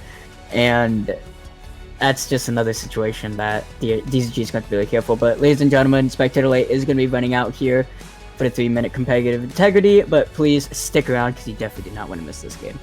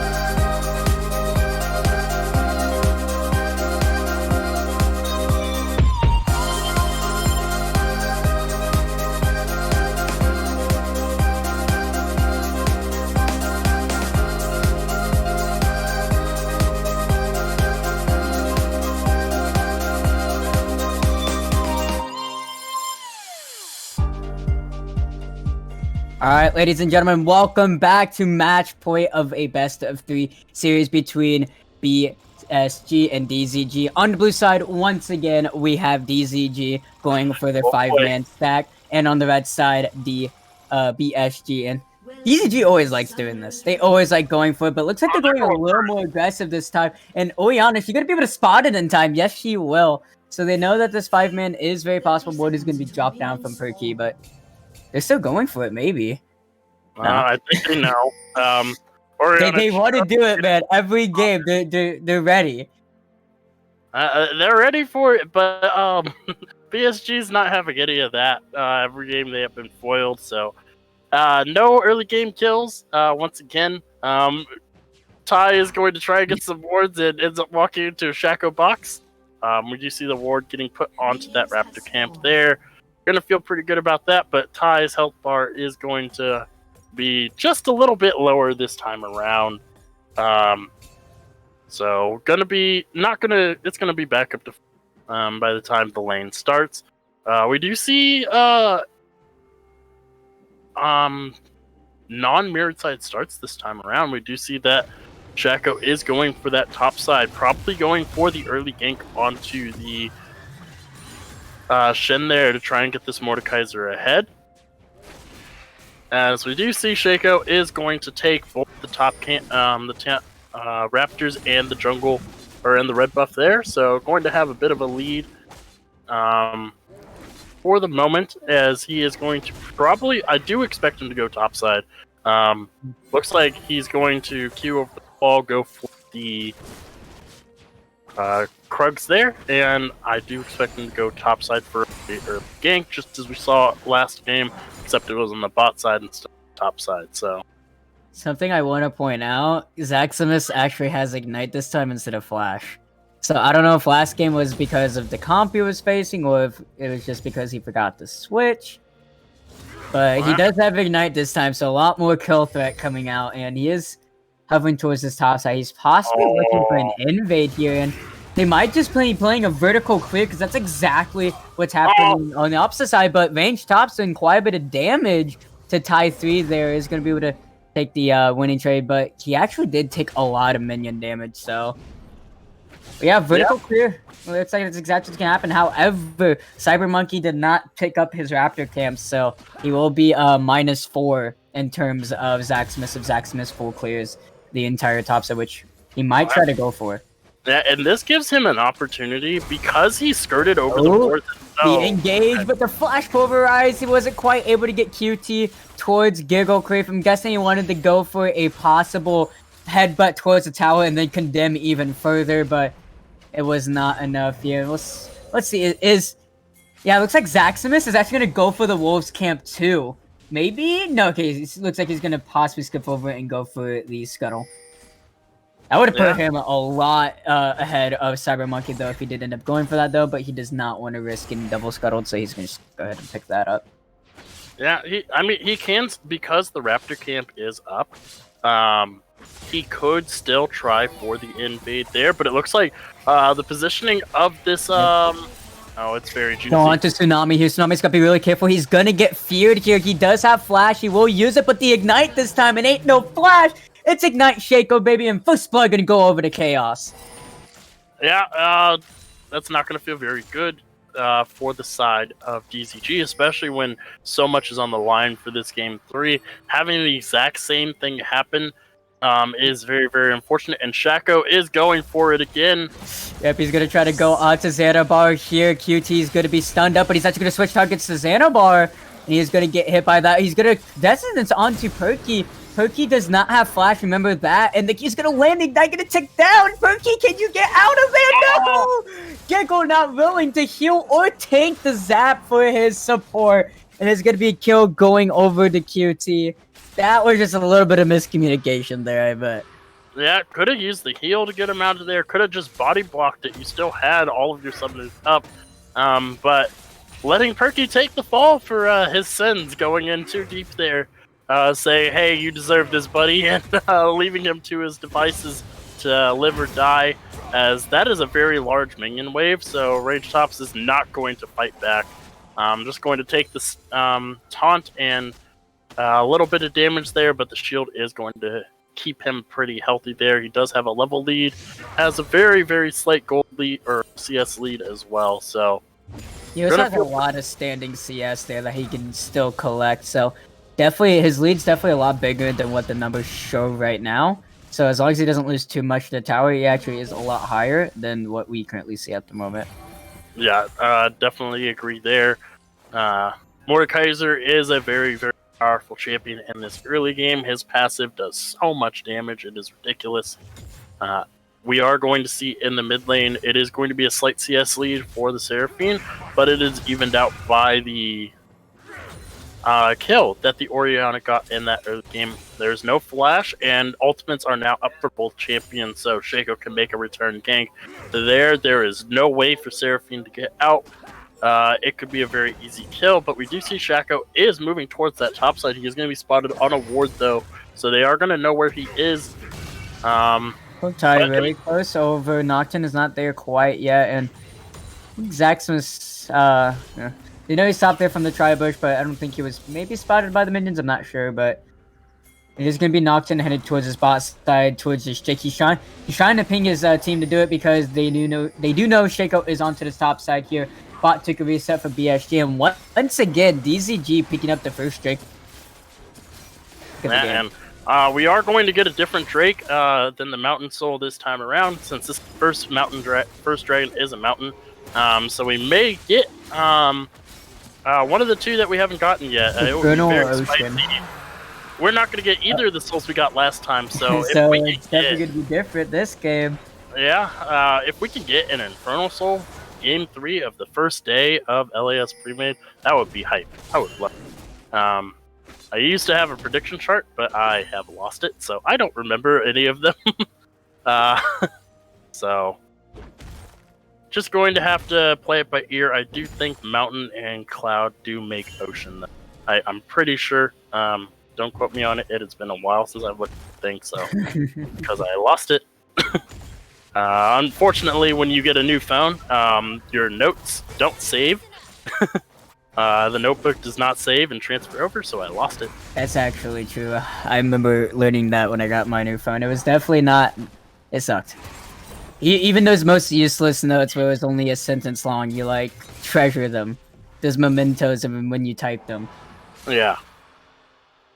I'm gonna go double check just to make sure, just to see, because I haven't actually opened the thing. Wait, hold up. It's here. I still have it.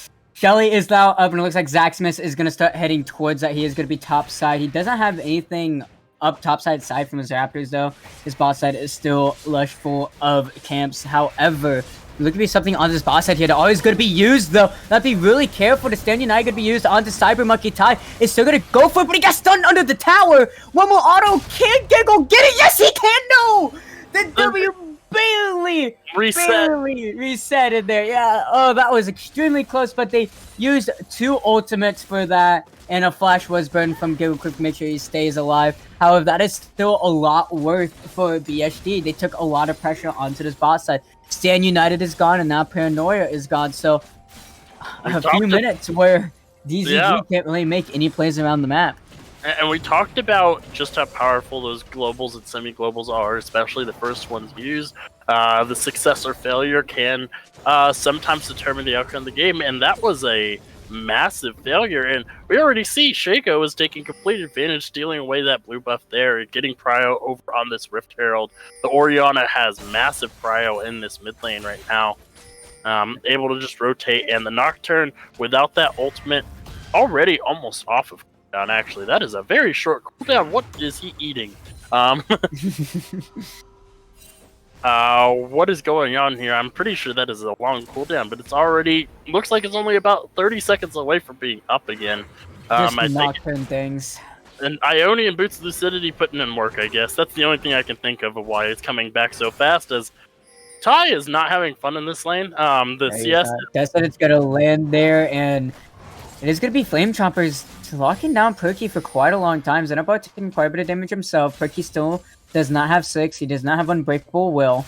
He's not going to be tanky just quite yet. Zaxmus onto this bot side here. Xenobar and QT have to be really careful. Dragon not up for another roughly 2 minutes, and QT and Xanabar are playing very aggressive here. 6 is now on Perky. Zaxmas is on his way. Xanabar's have to be really careful. He could be the target. Just throw the shiv on him, make him slow. Perky could try to go for the dive if he wanted to, but just not quite enough time there, and they are going to go ahead and call it off there. You can see Chaos starting to rotate down to the bot side as well as Cyber Monkey onto the top side, picking up Shelly. These guys are definitely no stranger at taking objectives. Yeah, I mean, there is a strat out there where you allow the first 2 dragons to be taken away so you can get a 4-stat depending on the Drake. But I don't think that's the case here. They have been hotly contesting at least the second dragon from both sides. First dragon has gone to DZG every single game, so they are not contesting that one. It seems like they don't care about it all that much, but the second dragon, I do believe, is going to be the focal point for a very early team fight, as Tsunami might be in danger here. Taking a lot of damage. He's going to have to be really careful. He does have his flash up, but he's not even going to use it. He tries to go for a trade there, but here comes Paranoia. The flash coming out there, but he's not even... Fight. He's taking a tower shot. He's have to be really careful. Could be a double kill. Yes, it can. Chaos absolutely outplaying both of his opponents there, and he's going to be able to pick up a double kill. Tsunami just not willing to use his ultimate, and Cyber Monkey just not throwing out his Terrify fast enough. That is so unfortunate. Both of those kills going onto the Orianna. All 3 kills on the Orianna with only 1 kill assist. Chaos is sitting in a very strong position right now, sitting on 1400 gold as well. Going to be able to go back and buy whatever first item they want to get. I do believe they are going for the...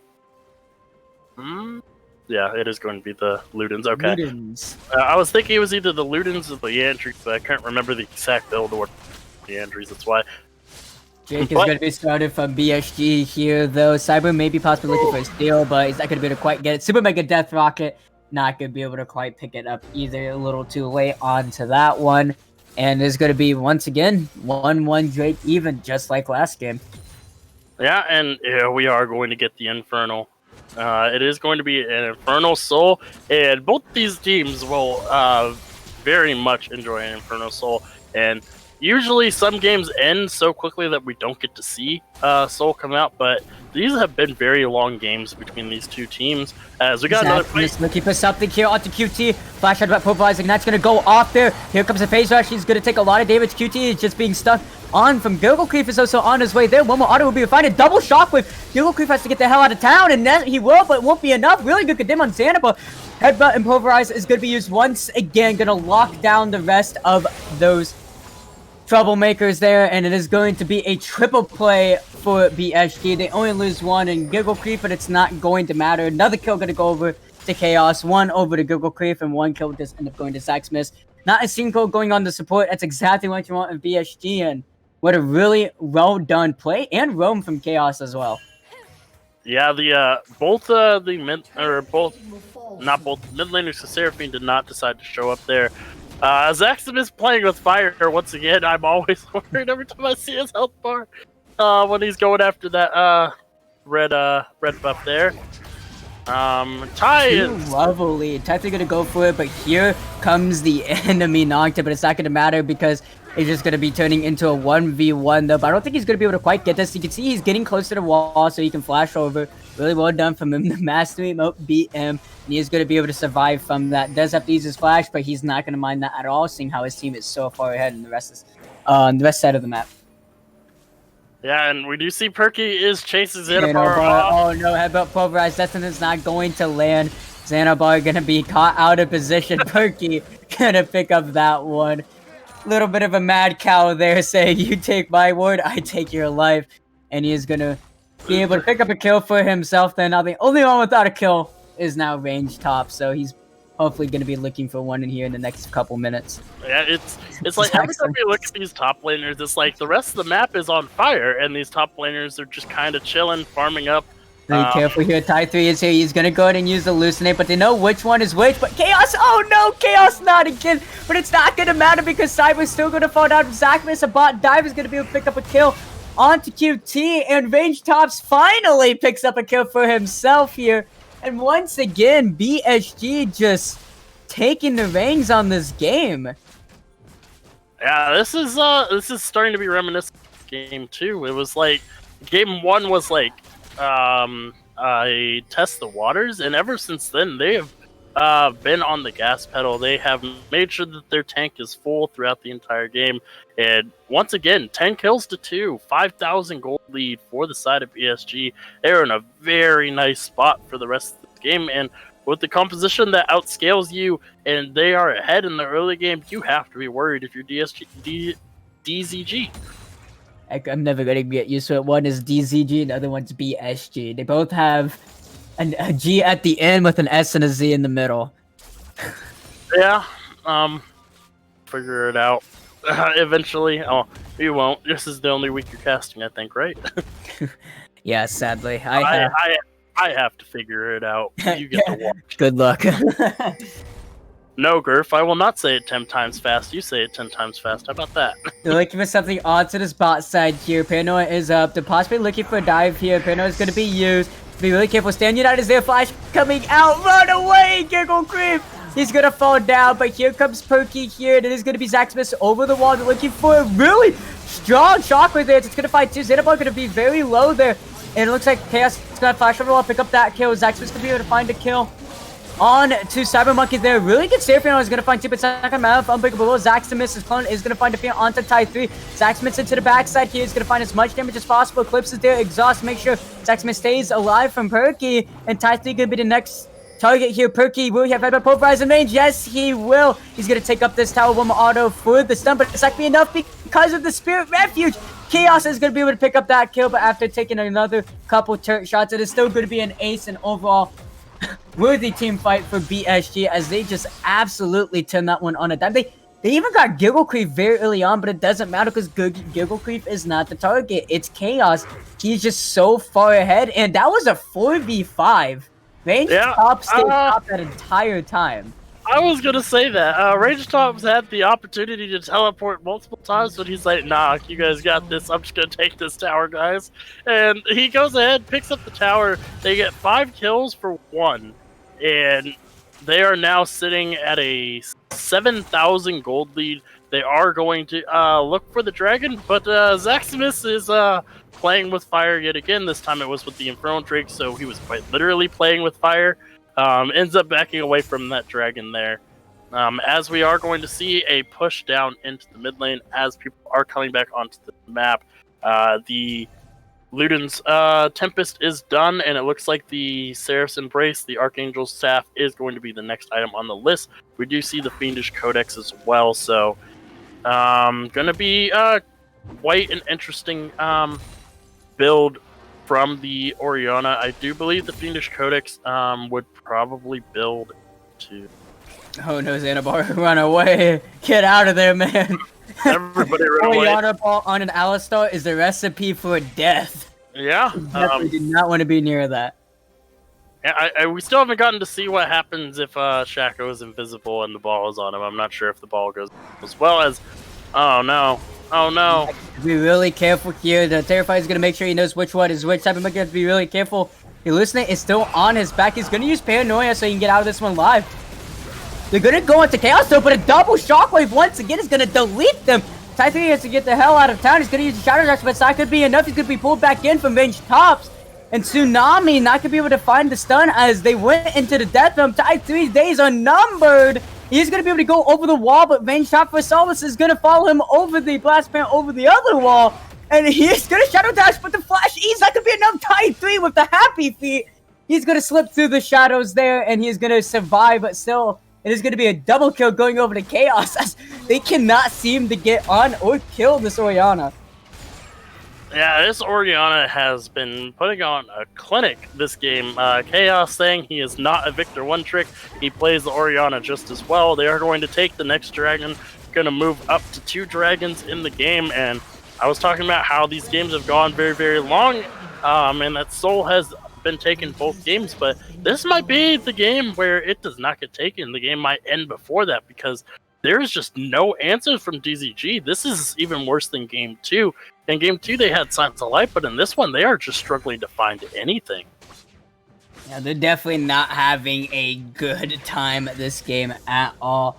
First game, it was definitely their playground. Second game, they definitely had light at the end of the tunnel to come back, but this game is just not looking good at all. At 17 kills to 4. At least they got one more kill this time around than they did last game. But the gold lead is definitely showing the difference in power here. 2 items completed for that Orianna is going to feel very, very strong. Has the stopwatch as well. So looks like Zanya's is going to be that 3rd item there for the Orianna. Going to be so hard to actually kill her. Riftmaker finished for the Mordekaiser there, and it looks like he is going for Demonic Embrace's 2nd item. That is fairly standard. Shaco with the Eclipse and the Sheen in his inventory, the Cloak of Agility as well. Meanwhile, the Shen still hasn't completed an item. He is still on components and tier 2 boots. He is struggling right now. He has sub 100 CS. It is not fun for this Shen right now. This is such a hard having a game for good him, game at all. He is not having fun. and the Nocturne not having the impact that he did in first game, definitely feeling out of place this time around. Not able to get the job done because of how hard it is to actually get onto the champions this time around. There's not as much follow-up. Yes, you have the combo with the Shin, but the Shin is so far behind, he just dies instantaneously if he goes in with you. So that combo is not panning out for them at all.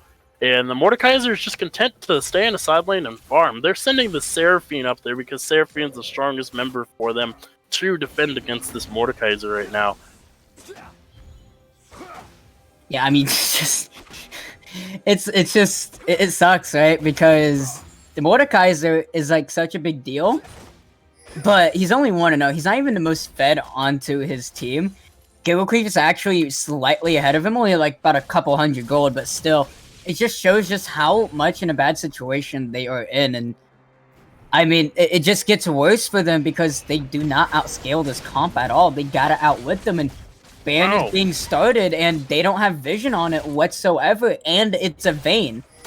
With Kraken player this time, but it looks like they're going to see if they can find something onto Chaos, but once again, there's just so much damage, and he might fall down. The auto will be enough. They just can't find anything.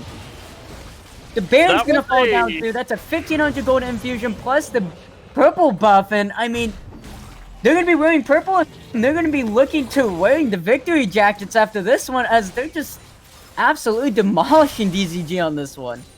Yeah, DZG has 0 answers, and you don't want to hook a Alistar. Alistar is fine. We do see the dance come out from Mordekaiser. It is clear that they think this game is a wrap. They are pushing down in this mid lane right now. There is not much that DZG can do. They can try to scale up. Oh no. Trying to hook onto range tops, head pulverize onto Sandbar. They're trying to do as much damage as possible. Gilcreep taking a lot of turn aggro, but the shield from Chaos is going to make sure he stays pretty healthy. He doesn't have as much lifesteal here as he opted to go for a lot of attacks, but he did not opt to go for that much lifesteal this game around, and not like it really matters anyway, as they just have so much here with the Alistar healing and plus the Chaos shielding from the Orianna. I mean, it's very hard for you to get on anyone. Like, who do you target? You target the Orianna, she's just going to peel off. You target Vayne. Vayne just has so much ability to peel herself, plus the Alistar. And then you try to target the Mordekaiser, it's just not going to be enough. I think he might be able to get out of this one alive. Yes, he will. The TP will be there fast enough, but you try to go onto the Mordekaiser, he just death bombs, makes it a 1v1. So that leaves the Shaco, but Shaco just goes invisible, hallucinates. There's just so much that, you know, BSG has that just makes it, you want to get on me? Well, too bad.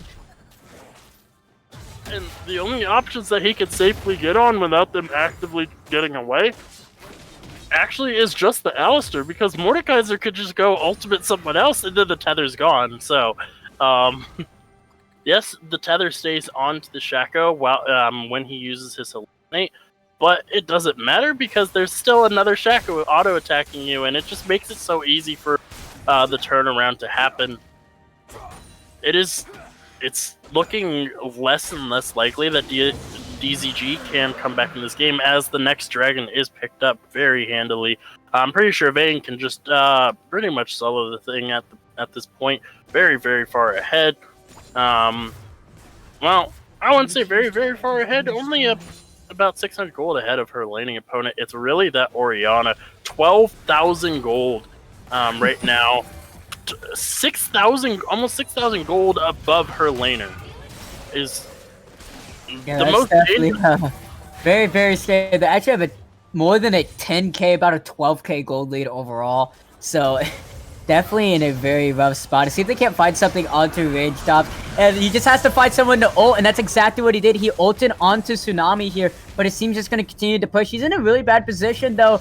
Is he going to be able to get out of this alive? I don't think he can. I think he will finally pick up again, but he goes to the Thresh! That's not what you want to see. They're going to lose 2 towers for it to see if they can't find something onto Google and Perky, but you already used all your resources. They're going to use the Trellis to see if they can't find something Perky, but he's going to flash the other way.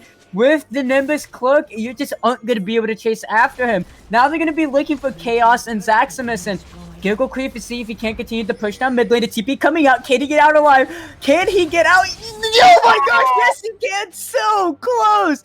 Titan not going to be able to get it off. Zaximus just goes invisible with his gear, but I think he stuck around for just a bit too long. I think he will end up falling down here. The shutdown does finally go to someone more useful, and Seraphim's going to be able to pick up that one, but that was, oh my goodness, that was so close. They just, that was a gold within their hand right there, and they just couldn't get it. Yeah, and the funniest part about what happened in that mid lane, did you see how far that Seraphine ulti went? It almost hit Giggle because of how many members were lined up for it. Giggle could have died there if that thing went any further. I think he was just a hairs away from it, almost maybe forcing out the flash there. But they decide to disengage. They go for the Shackle. They do get a shutdown. It does go towards the Seraphine, so that is a pretty important shutdown for her at the moment. Going to be able to get a little bit of gold in her pocket, but like I said, it is still a 6,000 gold deficit between the two mid laners, and QT is running with his tail between his legs because Orianna will one-shot you right now. Has 3 items, working on the Void Staff, has the Blighting in inventory, also has the Oblivion Orb, so has the components for all 6 items. Just needs to finish them off at this point, and that is rapidly approaching. They might stall this game out just so they can get Soul. Just say they got Infernal Soul, just see how much damage they can do at the end of the game. But I don't think that the side of DZG will top the damage charts this time around. I do believe this will be Chaos. Looking for a double shockwave once again, heal from QT and a flash from both bot lane duos, and this is going to be Panoya's Unbreakable Will. Is there Xanabal walking really far up, but a Quadra Seraphine ult.